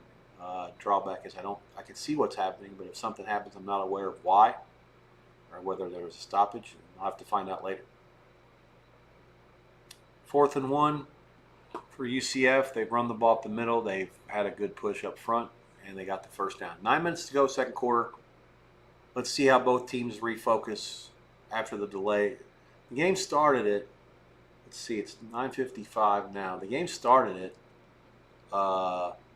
at 7 Eastern. I think it went to delay right around 7. It's been about a 2-hour delay. Oh, mama. East Carolina, long pass in the red zone now. Not sure what happened. He got behind the corner on the left side, the right corner for NC State, and now we're in business. 10 minutes to go. Second down in the red zone for East Kakalaka. A touchdown here would put them comfortably inside the number and give them a chance to possibly steal this thing.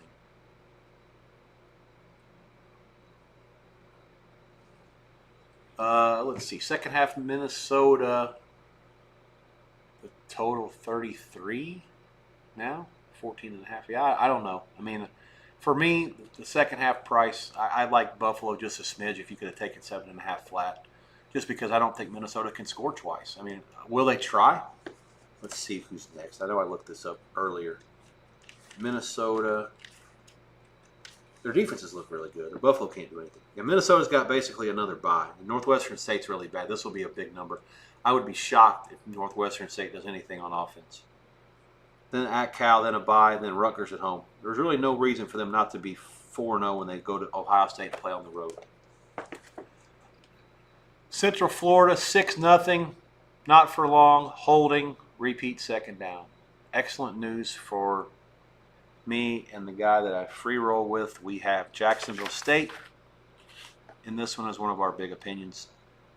Big investments. Took 21. I think 20.5 in one of the contests, the Westgate contest, also was in play.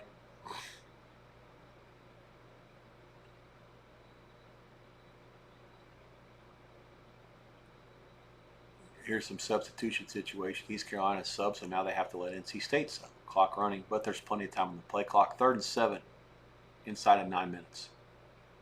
Oh, TV situation. We've got the live feed from Jacksonville State and Central Florida went away. I now have to fix that in a second. They blitz, they picked it up, and the quarterback undershot the receiver on the right sideline. Would have been 1st and goal at the 5. That sucks. I need 15 seconds.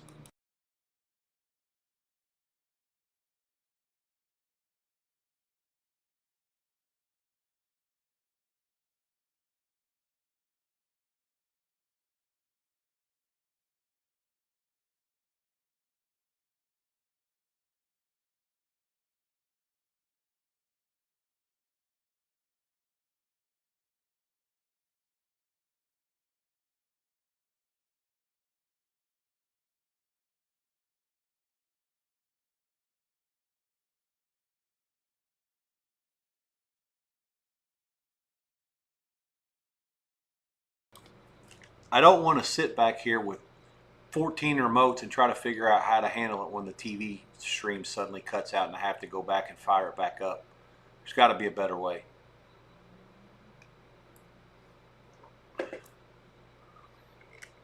Central Florida still has the ball. The touchdown was taken away. The clock continues to move. Oh, the lines people, the odds feed people got tricked. They show 6-0 Central Florida on Odds Logic, 7:47 to go. Nope, that's fake news. So they actually put a Jacksonville State touchdown up when they did score, hit the quarterback and ran it back and knocked his helmet off. So there have now been a touchdown taken away by a penalty and a touchdown taken away by a quarterback's helmet falling off, one for each team. Certainly the Gamecocks have been quite game, though, here in the first half. I'm impressed. Clearly we have the right side to this point. Alabama State leads UAB at halftime 21-17. That would be a horrific loss for Trent Dilfer. His team was laying, let me see, his team was laying how much tonight? UAB 24 and a half-ish? No, not that much. A little lower. Not a lot lower. I may have to make some adjustments to both of those teams, especially UAB, if they can't at least beat this team. They don't have to cover a big number, but at least win by a couple touchdowns. Jesus.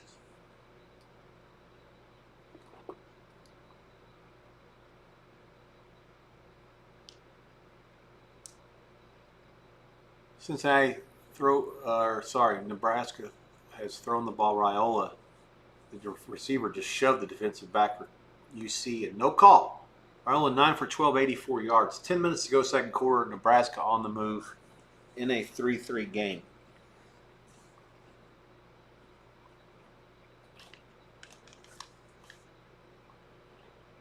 Nebraska has thrown for 84 yards. Cincinnati just 19. Here's a run up the middle. Nebraska is starting to establish itself a little bit up front, and Wyoming has scored a touchdown, and they are now ahead of the number at Akron for the first time tonight. 4:21 left, point pending, 9-0 Wyoming. The Zips have absolutely done zip, especially on offense.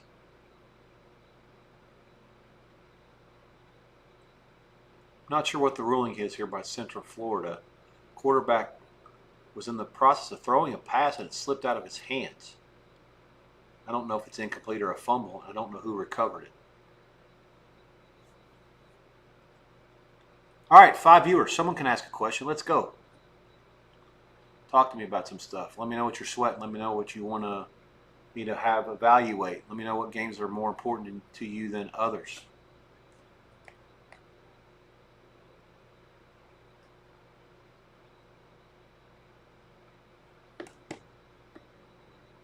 I'll be around for the better part of another hour.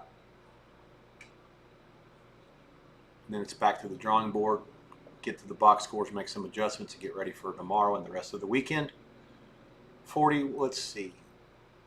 So 3rd and 1, Nebraska is in the red zone. They've got a first down. 10-0.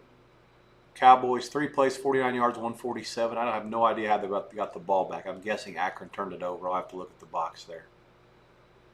Okay, so the ruling on the field from Cincinnati or Central Florida was an incomplete pass.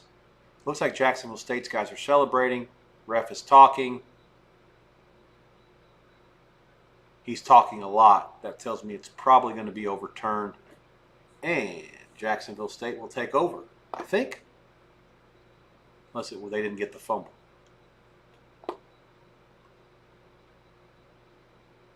Another reason why the biggest reason, because listening to announcers, listening to refs, listening to people, period, is a negative EV process, especially the announcers. Oh, wow. Yeah, so it's a fumble, but it's a big, big loss. Looks like they must have, yeah, okay. So 2nd and 33 now. 5.5 to go, clock moving. Central Florida now, not even in field goal range. Drops back, all day to throw. Nobody to throw it to because over having all day, they drop the world back in coverage. They give up a few yards. It's 3rd and forever. Not quite in field goal range yet, I don't think. NC State has the ball now. 7:26 to go. They're up 24-17. Curious to see how they play this. A touchdown will get them back to the number or ahead of it, depending on what you laid. Bailey, 24 of 34, 318, 2 touchdowns, 1 really bad interception earlier when the game was really close to teetering for East Carolina. Bailey now will run. He will be hit. He will gain 2. 3rd and 10. Inside of 7 minutes. I think if East Carolina get a stop here, I really think they have a chance to win the game. Pressure all swings all to NC State.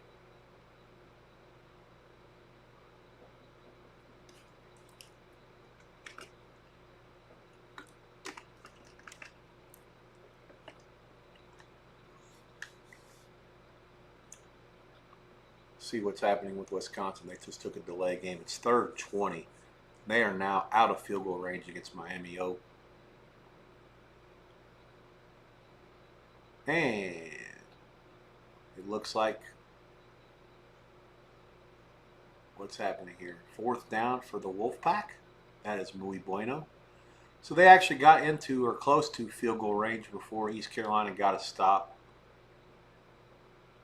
Bailey was really reckless there. They lost yardage. And now it's from the 31.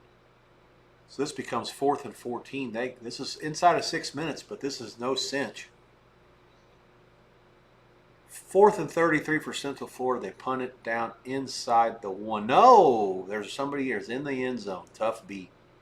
Take it out to the touchback. And the field goal is no good. East Carolina will take over comfortably inside the number until they throw a pick 6. But as of now, 1st down at the 5:41 left. The Piratas down 7 with a chance to potentially tie, cut it to 1, or take the lead, depending on how aggressive the coaching staff gets if they do get in. As a 13.5 or 14 or 13-point dog, depending on where you shop. We took 14. Good luck to us.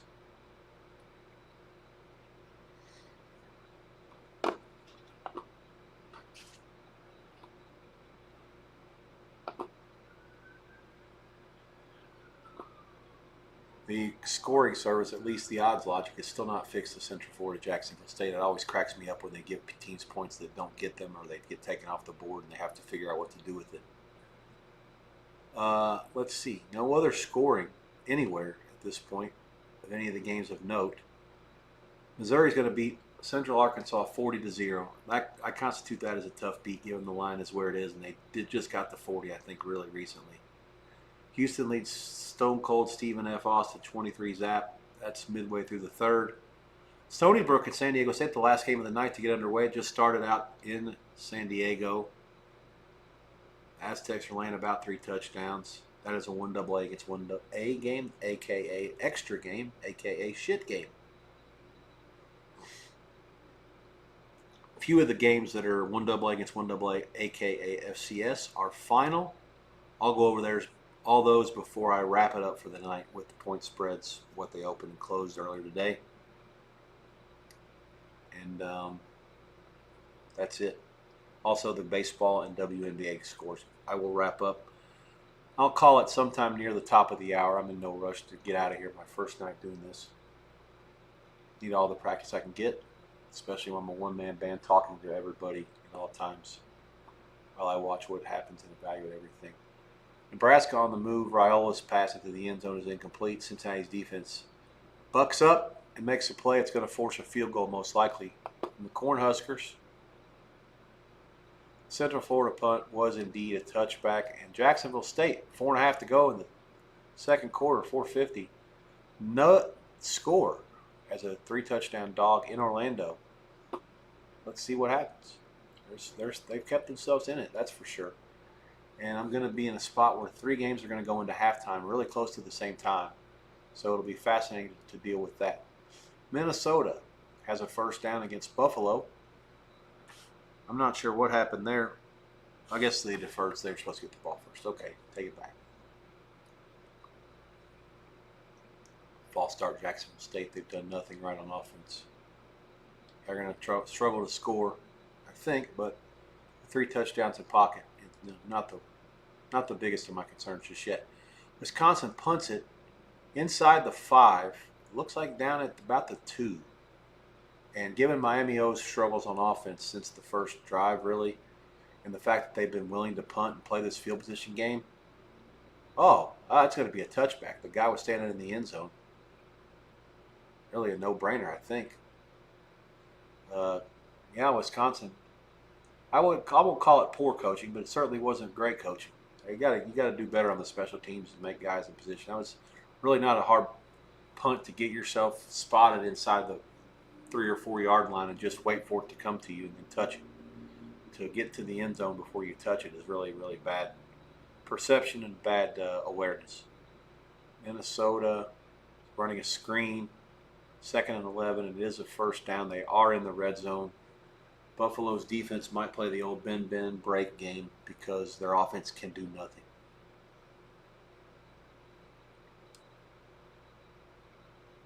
East Carolina, inside of 4 minutes against NC State. They have the ball at the NC State 32. At the 30, and it's now 2nd and 8. Wyoming has the ball back against Akron. It's 3rd and 3. The Zips are now out of timeouts.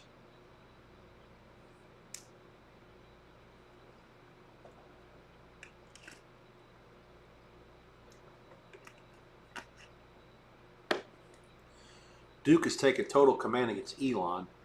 This was a game they were losing at halftime. And they now, I'm not going to say they're going to cover. They were up laying 37. They probably will not cover. They scored 37, however. Oh boy, Central Florida came after the punt. They mauled the punter. I don't think they got him either. That ball is caught and returned into Jacksonville State territory, but there's a really good chance of roughing here if they did not make contact with the ball. Hey, that punter got obliterated.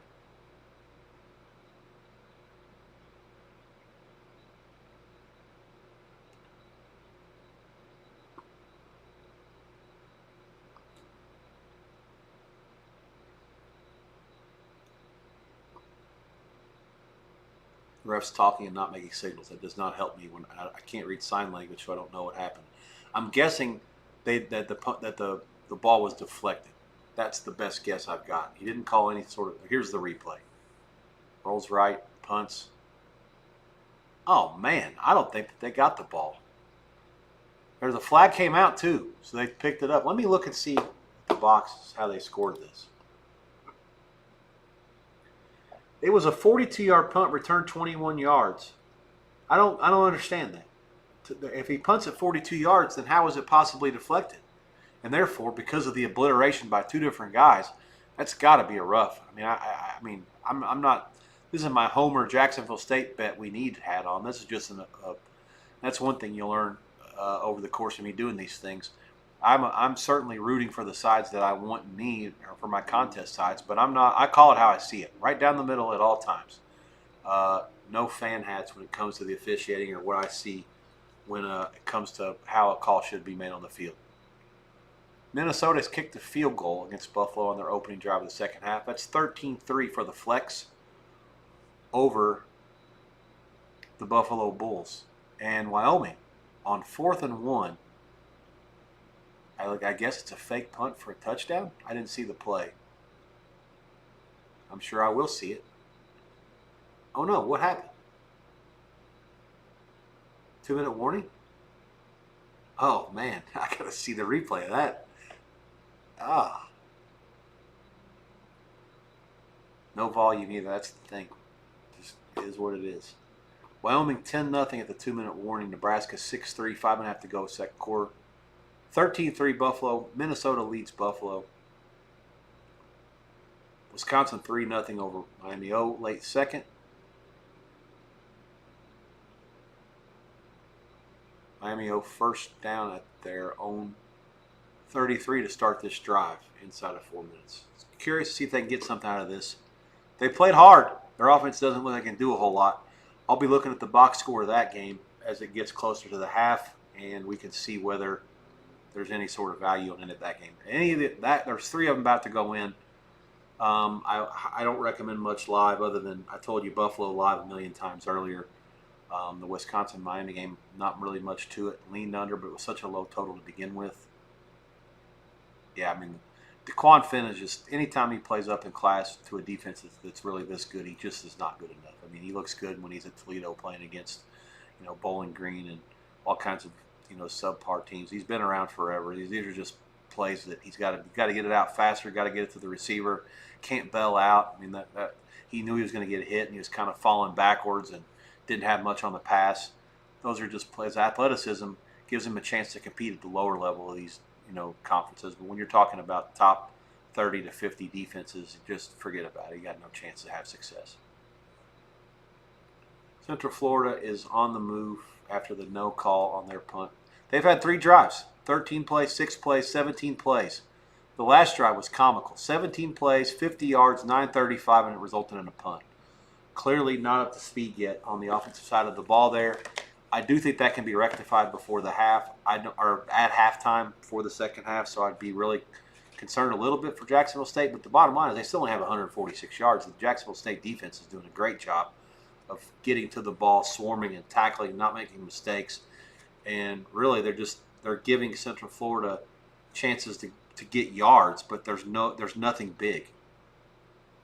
And there's something to be said for that. I'll certainly upgrade Jacksonville State and really look to have them under until further notice if this continues with them, because the offense has looked inept and the defense has looked really, really solid. I mean, there's no missed tackles. They're in the right spots. They've caught a couple of breaks. That 17-play, 50-yard drive was benefited by a quarterback losing the ball and 15-yard or 18-yard loss on the play they reviewed.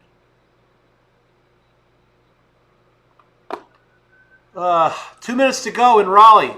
East Kakalaka down 7 with the ball. 2nd and 5 at the 13. Chance to tie. Take the lead. At least score. Cut it to 1 and see what happens. Quarterback, all kinds of trickeration. He keeps it, goes up the middle, and it's going to be really close to the first down marker, I think. Clock moving. Both teams have their full allotment of timeouts, so it's a chess match here to see who wants to do what with the clock. As of now, with NC State leading, they're in no hurry to call a timeout, but they want to leave themselves something if East Carolina does get a score here. 3rd and 1, they run it. It is very close to the marker. I think they might have got it. It's going to depend on the spot. The clock continues to move if they do not measure it. Let's see what happens here. Fascinating situation. Great for me as the clock runs for the cover. But if they want to have a chance to try to win it, let's see how aggressive they get. 4th and 1, and we're going to get down to 1 minute. They might call a timeout here after they let the clock run all the way down to 40 seconds, maybe. Could be interesting management. If they have a play they want to run, they don't have to call a timeout. They could goose it. It's 4th and very short, that's for sure. Play clock inside of 10. He's in the shotgun, for fuck's sakes. Gosh, come on. Flag down. Timeout called. Flag would have really tilted me. I've been trying to be good here. We're almost 4 hours in, and I have said very few F words or any other cuss words. That would have really made me lose my shit. All right, 41 seconds to go, they say. 4th and 1, East Carolina catching 13 and a half, 14. They're down 7. At first down here will make it goal to go and force NC State to make some decisions about whether they want to call timeouts to preserve as much clock as they can if East Carolina does score. And it also makes it tougher for East Carolina to go for 2, because if they do score and say they score on 2 plays from now, there's 34 seconds left. If North Carolina State has 2 timeouts left, let's say, and they just need a field goal to win.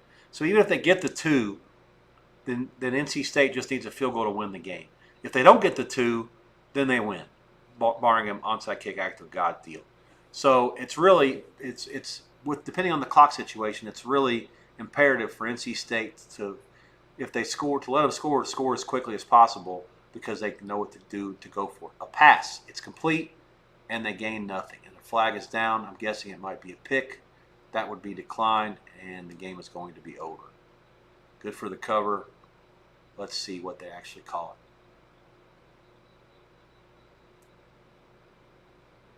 Central Florida, 4th and 4 to Jacksonville State 40, inside the 2-minute warning, and they are lined up to punt again.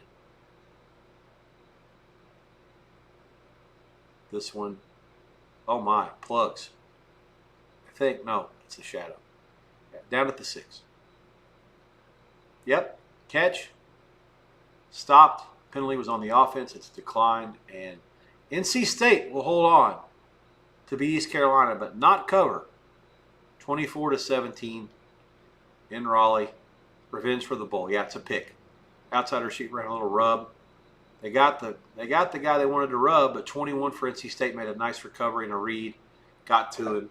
Don't like the call there. I feel like it's easy to say that they're stacking the box, but East Carolina's good enough to probably get a yard. It was even less than that. It was a half a yard at the most.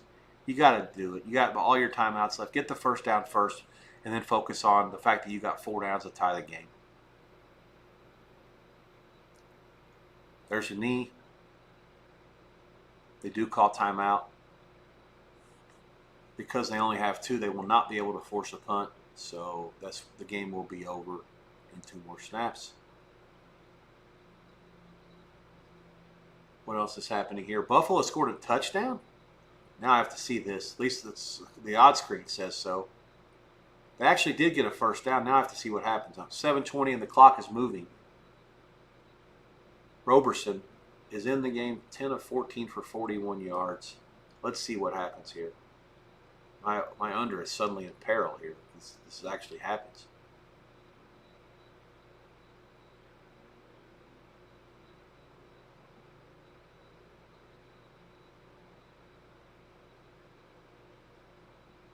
Oh my God, they actually gave him time to throw, and he did throw. And he's open. Yep. All right. I stand corrected. They did score. I don't know what Mr. Limbo did at halftime. I have to remember to stop underestimating him, because that was more time combined on that one throw than they've had the whole night. 6:48 left, and Buffalo has a point pending, and the odd screen says it's good. 13-10, and now the 37s that I had told you earlier that were cinched are popping up again. And to be honest, I'm not interested in that anymore. That showed me something that I was not expecting. And now this under that I thought was absolute gold is now reduced to about roughly a 50-50 proposition. Turning your frown upside down is one thing. Turning your smile upside down is another. No bueno. Wisconsin, sacked. Inside the 20, they will have to punt. Miami O has 2 timeouts. They're going to call one. They get the ball back. If they can get a decent return or a bad punt, they have a chance to tie it at halftime. Nebraska, 6-3. First down in the red zone. Raiola rolls out right. Nope, they say he's out of bounds. Nope, he caught it. It's fake news. Cincinnati guys are waving incomplete. It is final in Raleigh. 24-17, NC State has beaten East Carolina. They have not covered.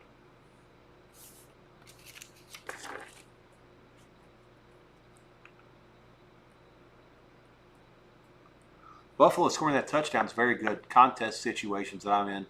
We took 17.5 with the Bulls there. And, yeah, excellent situation, only being down 3 now. I thought that they had no chance to score and was ready to grade that thing a loser if Minnesota were to score even one more touchdown. Jacksonville State, 3rd and 1, they're going for it all. And it's incomplete. Now let's see what happens. They have all their timeouts, 4th down, near midfield, 34 seconds left in the half. It's going to be a cavalcade to the break in all these games, which is terrifying. But it's good practice for Saturday, that's for sure. Some games starting to go final. No real big upsets. There were some games that looked like it could be that way early. They have quickly disintegrated as the night has rolled on.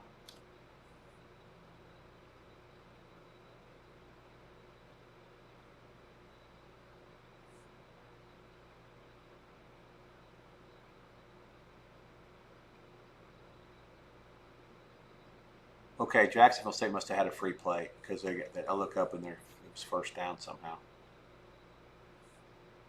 Okay, so Jacksonville State calls their first timeout. I can already tell them they have to make a positive adjustment up. Everything they've done has been great. They've coaching wise, they don't have a bunch of talent, but their guys are always in the right places and their coaches are making all the right decisions. I would make a note to yourself if you haven't already. Jacksonville State is going to be right in the mix once again to win that conference. Preseason tie 7 and Phil Steele. He got this one wrong. That's wrong. Paul Stone, I think, has them. Hang on, I'm looking at something else here.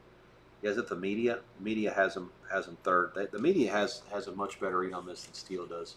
That's for sure. I'm really impressed with what I've seen from them. I don't know how bad Central Florida is. That's the caveat. But yeah, this Charles Kelly, I need to do more work on him. Deep ties to Alabama, played in Auburn, assistant at Jacksonville State. That's when they were 1AA. Okay, he was on the Florida State and the Alabama staffs. That's why I knew that name was familiar. DC at Colorado, associate DC under Saban. OC is Trickett. That's Clint's dad. Yeah, that's Rick Trickett's son. DC Brian Williams. Yeah, okay. All right. Yeah, this Jacksonville State, this guy, he means business. He knows what he's doing. 14 seconds left. They throw it out to the sideline. Caught. The clock's going to run. They have to call timeout. What are they waiting on? What are they waiting on? What are they waiting on? Jesus Christ. Not going to give themselves any time. The coach is crying about it. Let's see if they put anything back on the clock. I'll immediately downgrade them if they didn't get a timeout before that. Yeah, he's saying, come on, man. If that's inbounds, we were calling timeout immediately. This Gavin Wimsatt was at Kentucky last year. He was PS7 in Steel. 19 games at Rutgers, was the backup at Kentucky last year. He's been around for like 13 years. He's another one of those COVID guys that has to go away at some point, right? They're not going to give him any more time on the clock. It's still going to be 5 seconds. That was going to go to halftime first, even though it was delayed 2 hours. Started 2 hours before the 9 o'clock Eastern game, so it makes sense. All three are going to be going in close to the same time. 2 Big Ten games and then Central Florida. No questions in the chat. No questions in the other chat. I'm okay talking to myself. I need to practice.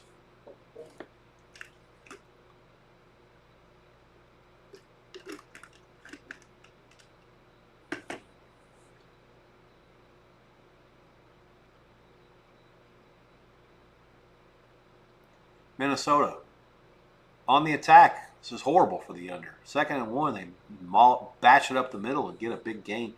They're out near midfield. 6 minutes to go in the third quarter. They lead the Bulls. It's a tenuous lead at this point, 13-10. I'd like that to be the final score, to be quite honest with you. Miami O, just nothing. Just really not a chance. Let's pull up the box score. That one might go to half. Yeah, Jacksonville State. Did they not get a field goal off? Oh, it's blocked. 35-yarder, and the kid for Central Florida came off the edge, number 7. Lost it. Jackson. Box. I got fake news everywhere. All right, so there's 2 of them about to go in simultaneously. I'm going to say Central Florida is going to lay, give or take, more than a touchdown, but less than 10 total. Over 21, less than 24. Game was 56.5 at open. It never moved. Yeah, I don't know. Whole lot of nothing. 2-hour delay. 3 punts and a block field goal for the Gamecocks. 3 punts and a fumble lost for Central Florida. Central Florida, 2 of the 3 drives that they punted were 13 and 17 plays. The other one was a 3-and-out. Jacksonville State, 11-play drive and a punt, 2 3-and-outs, and 11-play drive with a blocked field goal. Whole lot of nothing. Very few plays. 66 total, 27-39. The first half, Wimsatt, just no mistakes. Neither team wants to make a mistake. I applaud them for that. Yeah, 8.5. Paradise Wager opens 21. Not sure who else is involved. That Chris's 23 is going to go away soon. I think anything less than 21 would be worthy of a bet. We'll see how it goes. Wisconsin halftime 3-0 over Miami O. I'll have to look at the box there as well. See if I'm missing anything. Let's see.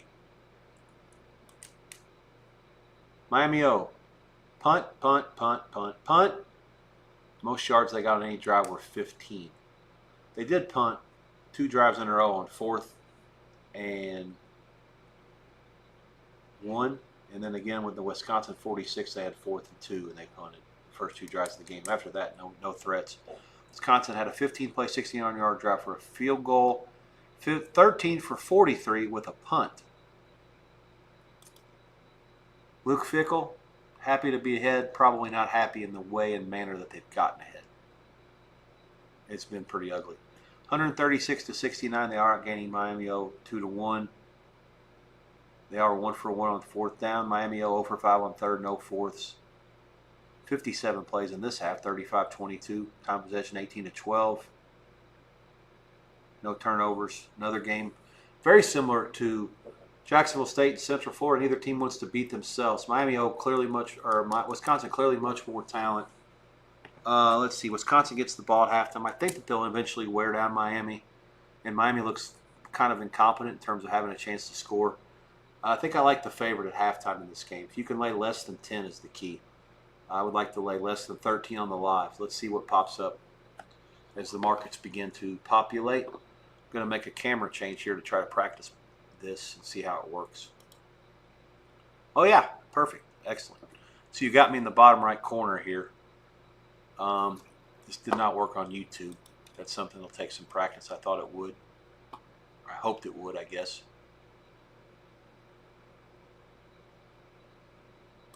Hey, Big Ten offense is struggling. That's my Pops who has his YouTube login. I'm sorry I didn't see him before. Hopefully he's still here. Oh yeah, there it is. Odd screen popped up. Perfect. All right. So, halftime in, let's hit the reset button for the last time.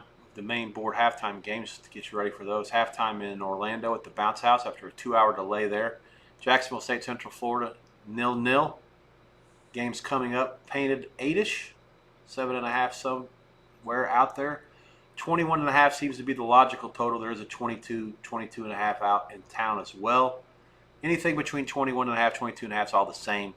23 probably a little high, 21 a little bit low. Side, you know, you got 7 minus 46, 8 flat. A lot of that's the same. There's a scoring that low, the total that low in the second half is extremely important. It leaves a lot to be up for grabs when it comes to how valuable the half points are. We got a fumble, Cincinnati's complete pass and a fumble. It looks like Nebraska might have got it. Let's see, Sorsby completes the pass onto a crosser at the 20. He did have possession. He got popped. And it looks like Nebraska has recovered at the 25. So, the Cornhuskers are in business late in the half, leading 6-3. Let me clear my screen off here. You'll see this shortly on both these chats. Clear. And then the lines will continue to populate and update. You see the screen that I'm showing is an odd screen. It's odds logic. The game in blue, it's hard to read it, I think. I don't know how to make that bigger, whether I even want to make it bigger, but just to show you what I'm looking at. Jacksonville State, Central Florida is in the blue. That denotes that the game is at halftime. There's a score, there's a clock up there, and the lines that are on that screen at the books I'm looking at are the live prices, or the halftime prices, excuse me. The games in the red are final scores. So nothing moves at that point. You can see what the closing line was and what the score was. And then the games in the green here that I'm going through are in play, not at halftime, according to what the odds are. So what you see here is the closing line for the game. When it populates in the blue, the halftime lines will come onto the screen as the books release them and let people bet them, and they'll move accordingly as the bets come in.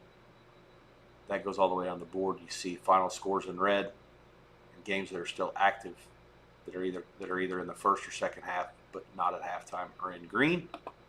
And I don't even know if there are options to fix that or not, but I'm happy with it the way that I've always used it. Halftime lines usually in green or yellow, game lines red, and final scores in red, and game lines, I think they're usually just clear, not in green. So that's been an adjustment that I've had to make since I use this platform. Let's see. Buffalo has possession again against Minnesota, but it's 4th down. 3 minutes to go in the third quarter. 13-10 would be a great final score. Been beating our drums for under that whole game here. They got some pressure that time on Roberson, and there was a completion, but he's short of the line to gain. It's 4th and 3. Inside of 3 minutes, they will punt. I expect maybe a short halftime. This long delay in Orlando, be cautious of that. The bookmakers and the people that are in charge of putting the lines up and taking it down have to really pay attention. A lot of times when these games have a long delay, the halftime does not go the full 15, 18, 20 minutes. It ends up being 12 minutes or whatever. And sometimes if the bookmaker's not paying attention, the bettors can put a pass post in. And these are the times I have no problem with that. If the book puts up a line and doesn't pay attention to what's going on, then they have every right to lose their money. It's not like you can take a shot at someone who has the ability to see when the game's being played or not. So a lot of times I'll side with players in resolutions and arguments. This is one of them. A lot of times I'll side with books. When people try to angle shoot or take shots that are unnecessary, then my opinion changes. Duke has beaten Elon 45-17 after being down or tied 10-10 at halftime. Nebraska at the 103 mark does take over in the red zone of Cincinnati, threatening to try to pile on and get above the number in that game. They're laying 6 or so at post. Raiola drops back, rolls left, complete, inside the 10, out of bounds, 55 seconds, first down Nebraska. Cincinnati's offense has really done not much, and I'm really surprised that they haven't given Sorsby a chance to do more given how long he's been around. But I guess the goal for Cincinnati here, at least in the first half, was to keep it close, don't make mistakes, and then try to make plays after the half. But clearly, being down 6-3 at halftime would have been just fine. And they're going to probably go in down maybe 13-3. And Nebraska gets the ball first. They can double up after deferring the toss. They have it now at the 5:50 seconds, 5-0 to go. Let's see. Wisconsin's up 3-0 over Miami O at the halftime lines. Total looks like it's anywhere from 20 under money to 17.5 over money. A lot of that's all the same. It's logistics, but as you can see on the screen here, you can see 20.5 over 27 on the live, 23 under 23. Just a matter of what you like. Actually, if you like over, the 23 number is probably a better bet at plus money. If you like under, 20.5 bet is also a better bet under at plus money. If it falls 21 or 22, obviously you lose both. And if it falls 23, then you get sided on the half. So there's actually a slight middle spot, but of course the risk is always in play. If it falls 21 or 22, Nebraska has scored a touchdown with 11 seconds left, and they will get the chance to double up against Cincinnati. Back-breaking turn of events there in the last 90 seconds of the half for the Bearcats. And Arrowhead erupts a sea of red. Lincoln South, 3 plays, 24 yards, 44 seconds.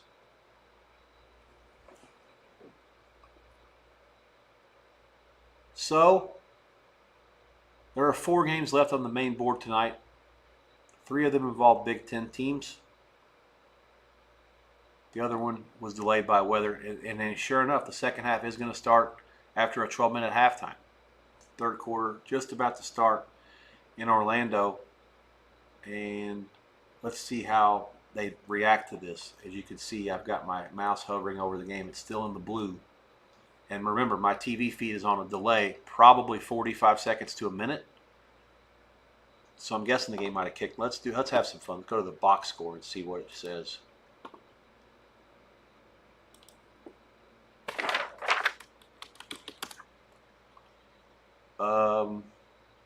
The box score says they just started. Kickoff returned, and the Gamecocks have the ball at their own 21.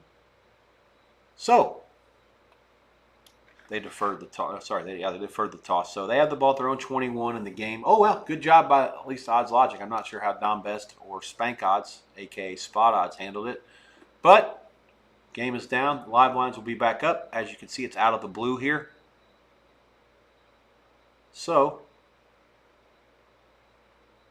I'll go back to the screen that puts my face right in the middle and get the odds off here.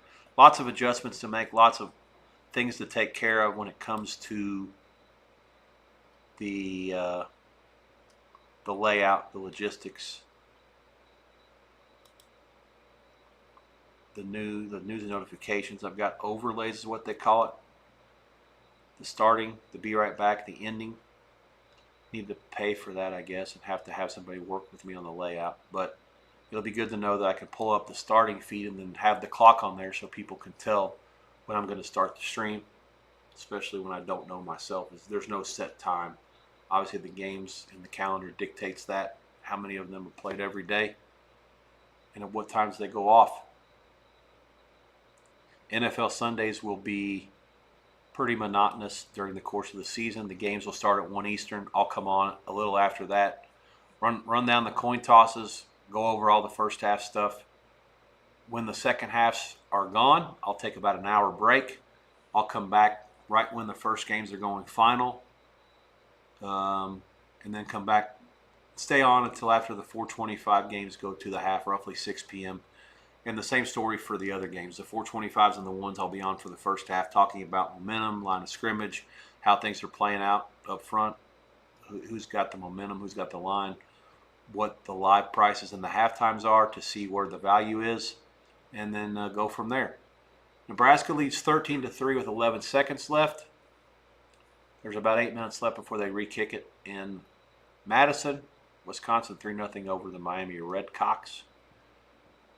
And Minnesota trying to move and retaliate against Buffalo. That would be disheartening. We need Buffalo plus the points there. We need no points. Under.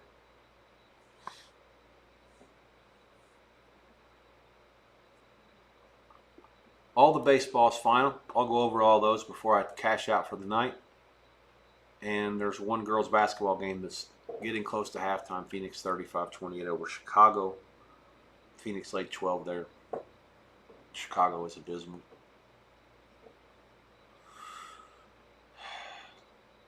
Tennis scores I'll go over as well, any big upsets. Nebraska and Cincinnati are at the break, according to the score bug. My TV feed's a little behind still. That is the last game to go in, and 20 minutes from now, barring an act of God or something that we're all sweating together, or somebody asking me questions to get me chat about something, that'll do it for me tonight.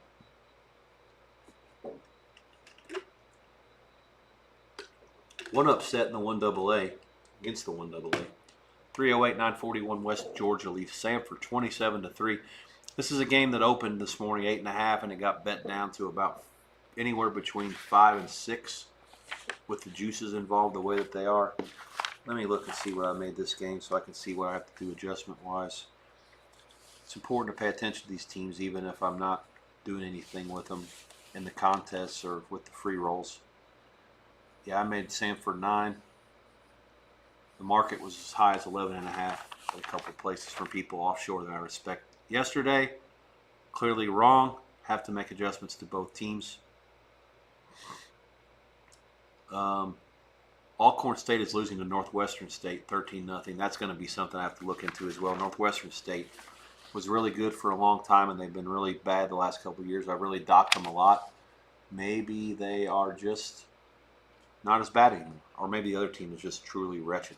I have to look into that one a little later as well. And then the 1A against 1AA against Monroe, 17-0 over St. Francis of PA. St. Francis last season at 1AA, they're going to go down to Division III next year. No other upsets at this point. All the teams that are in Division I are handling their business except for UAB. They are trailing Alabama State 28-23. That is a game that I'm going to put on the TV, one of the TVs here in just a second. Bear with me. And there's really nothing else to sweat at that level. And I don't have to go to the bathroom, so I just need to fix the TV. I'm going to need just a few seconds here. After Jacksonville State. Oh, fake punt. And they got the first down. Great execution. Oh man, excellent work. 4th and 5 in their own territory, and they ran for about 25 yards. Yeah, really well done. The up back took it, and yeah, well executed. He had a convoy of blockers ahead of him. Just anybody that runs a fake punt that snaps it to that guy, there's 3 of them. They snapped it to the right guy and then ran it left. It was just a really, really good design and execution. And the Gamecocks, 3 touchdown dogs, in our best position of the night, are driving. No score. 12:45 left in the third. I need 25 seconds to reset one TV.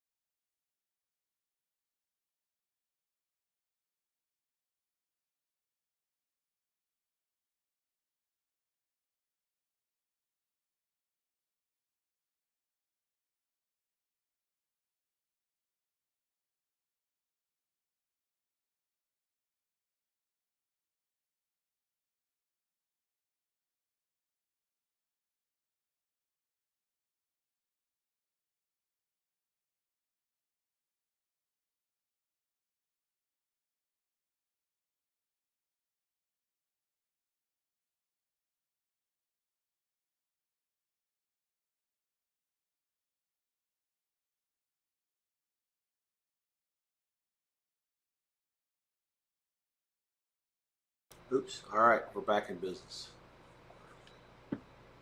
Okay, UAB on the move here. They're trying to avoid being the only team at the 1A level being upset by 1AA tonight. It looks like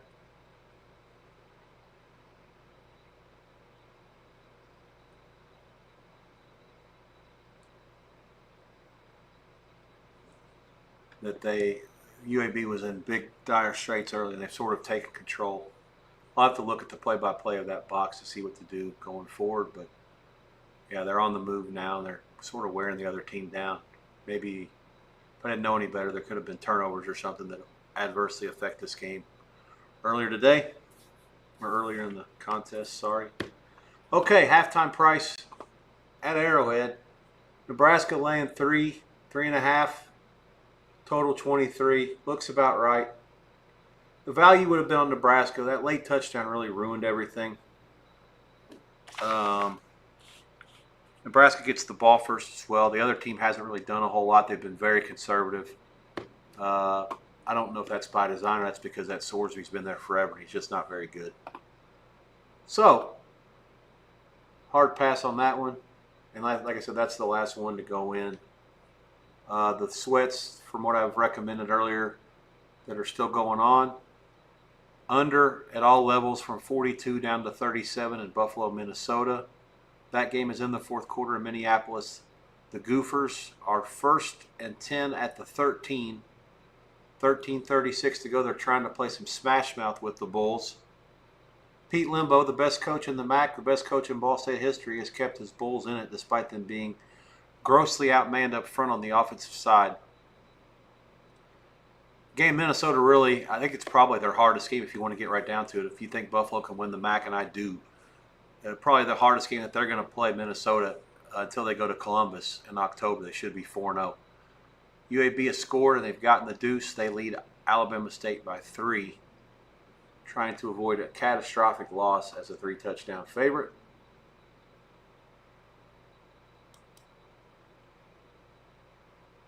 And let's see. Anything else that I need to figure out? No.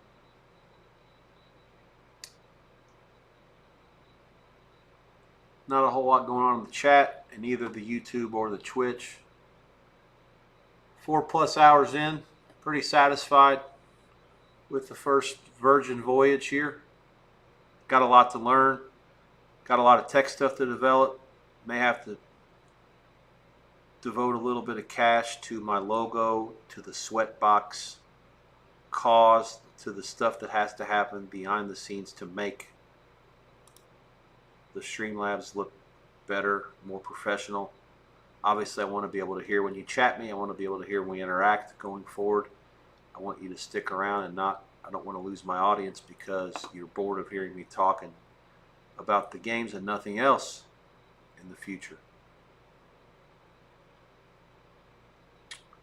I'll have to peruse all this stuff later on once I go off the stream. Feel free to send a chat. I've got a few of you guys that are looking in and watching. Before you call it a night, please, any of my friends that have me on the phone, if you want to send some feedback to my WhatsApp, Signal, or Telegram, you're obviously more than welcome to do that as well. Impressive performance tonight by South Florida. Really took it to Boise State and dominated the game. The fake punt in the third quarter, when it was 10-6, was really the play of the game. Turned things around. Great pass by the punter. Great call by the coach. Just out-executed Boise and were the better team. And that play really turned the game, the momentum all the way around. Like I said, it was 10-7. Boise was about to get the ball back, and they didn't. And then South Florida scored a touchdown quickly after that. NC State led East Carolina, was ahead of the number by as many as 17. East Carolina fought back, had a chance to tie it inside the 10 late, did not score, got the money. Wyoming against Akron, 0-0 late into the game. Wyoming scores, and then they end up scoring again. After the field goal, they get a touchdown. They get ahead of the number, laying 4.5, 5.5. They win 10-0. Akron's offense, woeful. MAC offenses outside of Ohio have been pretty bad. Rutgers was up 34-17 against Ohio U. And life and death at the end. Sorry, 31-14. Life and death at the end. They don't score a touchdown in the second half. Ohio U loses 34-31 in Piscataway. Offense there. Rutgers' defense a little shady. Ohio U's defense a lot to be desired. At least the first 4 drives, it was better in the second half. I didn't watch a whole lot. I'll have to get acclimated to what happened there besides just what I saw in the box. Minnesota kicks a field goal. They lead Buffalo 16-10, 11.5 to go in the game. Buffalo gets the ball back. This will be the first time they have it with a chance to take the lead, I think. Third quarter underway in Madison. Wisconsin is on the move. First down, getting near the red zone against Miami O. Let's see. What else there to talk about? Yeah, the 4 finals I've already discussed from the main boards, and there's also still 4 going. Let's see. Anything that's on the screen that needs to be discussed? Any questions? I don't see any. Okay. All right.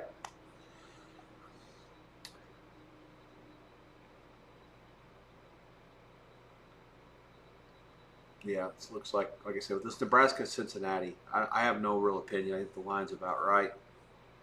The basically 3.5 painted and 23 is like right. Well, I would have opened the game exactly that, and would be booking at that. And probably, except for the sickos, there would be very little interest. So, not shocking. And this gives me a chance to circle the wagons and go ahead and give it a call here pretty soon. Any questions? Fire them in the chat in the next 30 to 60 seconds. Otherwise, I'm going to call it. I'll be back tomorrow. Let's see. First post, 4 p.m. Pacific. You got Appalachian State playing against UNC Charlotte. The game is at the Panther Stadium, so it's a semi-home game for UNC Charlotte. Kennesaw State is at Wake Forest, and Western Michigan is at Michigan State. I guess we can share who I like a little bit love Western Michigan. I'm really high on them. I think that they have a chance to win the MAC. They're my dark horse in that league this year. That line was 17.5, 18-ish all summer. It has been bet up, and the take price on Western Michigan, 21 is out there everywhere. I think the game will close lower. If you wanted to bet on Western Michigan plus 21, you have my full-fledged endorsement. I made the game 14.5. I like Western Michigan a good deal tomorrow against Michigan State. 171. 164 Baylor, a very popular side for the pseudo-sharps of the world. Unfortunately, I align myself on them as well. I got a couple of good friends that make the case for Auburn. Baylor's wins last year at the end were against bad teams except for Texas Tech. They didn't do a whole lot that was noteworthy against. There was a lot of Big 12 bad teams or teams that were in the tank that they were struggling later in the year. And, they just beat up on them, give them credit for that. And Aranda's job, I think, was maybe in danger in the middle of the season. Things were going bad, but they fixed it towards the end. Central Florida had a real big play, but Jacksonville State was able to buck up and get a stop, hold them to a field goal. First points of the game, 3-0 in Orlando. But I'll go back to these other games here where we have some involvement. 164, Baylor at home. I made them a favorite. Auburn's still laying points. I think that will go away. There's been some movement in the market. There's a 1.5 out there offshore. There's a 2.5. They've been kind of messing around with it all day. It tells me that they're trying the best they can to keep Auburn the favorite, but I think there's just too much money, even if it's from people that I think that I would book high, that they can't win in the long run. I still respect it. And there's a couple of guys who I really respect that are on Baylor, they win. And I made Baylor the favorite myself. I'm not high on Auburn. I think Auburn's defense obviously is pretty good, and it's an SEC level D that could give Baylor some issues. But Baylor doesn't make mistakes, and they play at home with the crowd. I think that they are the right side, and they are the better team. So, like Baylor, love Western Michigan. After that, I make the games close to the numbers. Colorado State, Georgia Tech. Colorado, Georgia Tech in Boulder, 3.5 all summer. It's sitting at 4.5 now. I made it 5. I like Georgia Tech's team. They're not being disrespected at all. The market's respecting them. It did it open. They had a lot of good wins last year. The coach is great. UNLV at Sam Houston got bet way down based on UNLV's effort against the 1AA last week. They were life and death against Idaho State, they gave them up 550 yards and a home win. It was really sloppy. Curious to see how they respond. Sam Houston did some things well at Western Kentucky, but were clearly the second best side there. Both teams have played a game. UNLV, this game was 13.5 this summer. It's now closer to 9.5. I don't disagree with that. I made it closer to 11. No real strong opinion. Wake Forest, I'm at 18 against Kennesaw. That's the current price or close to it. Appalachian State, I made 5 on top against UNC Charlotte. An open 8.5 this summer. It's been bet down to 5. Nothing to it. San Jose, I made 16 against Central Michigan. The opening number this summer was 10.5, 11-ish. It's been bet up to 13.5. No real strong opinion. That is the last game of the night. It goes at 7:30 Pacific, 10:30 Eastern Time. All games tomorrow are either on ACC, Big Fox, ESPN, FS1, CBS College, or ESPNU. So FS1 has a doubleheader. Everybody else has one game. Saturday, obviously, a smorgasbord of stuff. A few ESPN Plus games, but only looks like 3 or 4. The rest of them are all on main TVs. I'll be around for all that. Tomorrow, first post is at 4 Pacific, 7 Eastern. I'll be checking in shortly after that. Half hour into kickoffs, roughly. Call it 4:30 Pacific, 7:30 Eastern. I don't have the technology to announce that yet, but look for me on the live stream around that time. I'll maybe put something in the chat. I don't know how to do it, but I'll try to figure it out. If I can, 7:30 for me Eastern, and I'll go until the San Jose State halftime is gone, which will be probably 4 hours after that. At the very least, I may call it, if there's no interest, a little before that. I may call it after that kickoff. So maybe a 3-hour show to get ready for Saturday and try to figure out some tech stuff to do in advance. I see no other chats, see no extra viewers. So that'll do it for me. Enjoy the rest of the games. Miami O. What happened here? Miami O guys are celebrating and clapping and patting each other on the helmet. And the team that had no chance to score suddenly is in or near an end zone Oh, it's an interception. Oh, there you go. So Wisconsin driving to score, and O'Neal fires a pick. So now Wisconsin has used 2 quarterbacks in this game, and I obviously don't have any audio, so I do not know why. Deflected pass in the end zone. Not deflected, just threw it right to the defender. And so the Red Hawks take over, trailing 3-0 in Madison at the 10-minute mark of the third quarter. That's the one to sweat. Looks like that's the game that's the closest. I can't say that. Nebraska up by 10 is the biggest blowout. Oh no, Minnesota's getting ready to score. The score thing has ruined my life. I hate it when the TV's got a delay on. I don't even know how they scored. And that's really bad news. We don't need any Buffalo. 60-yard deep pass. Smith from Lindsey. Catastrophic turn of events. Scoring play confirmed. Terrible. And so now Minnesota leads. What happened? There's no extra point yet. 22-10. So it was just 13-10. Kick is good. 23-10. 10:52 to go. I need no more points there, please. I've said that since it was 13-0. I don't need any more points. Stop it. All right. I'm going to sweat that. I don't need you to do that. You can do it on your own. There's not much else to bet here. I don't have no live recommendations, and I'm tired. My Virgin voyage is over. I'm calling it. Take care. Be well. God bless. I'll be back tomorrow for my secondary voyage. Godspeed.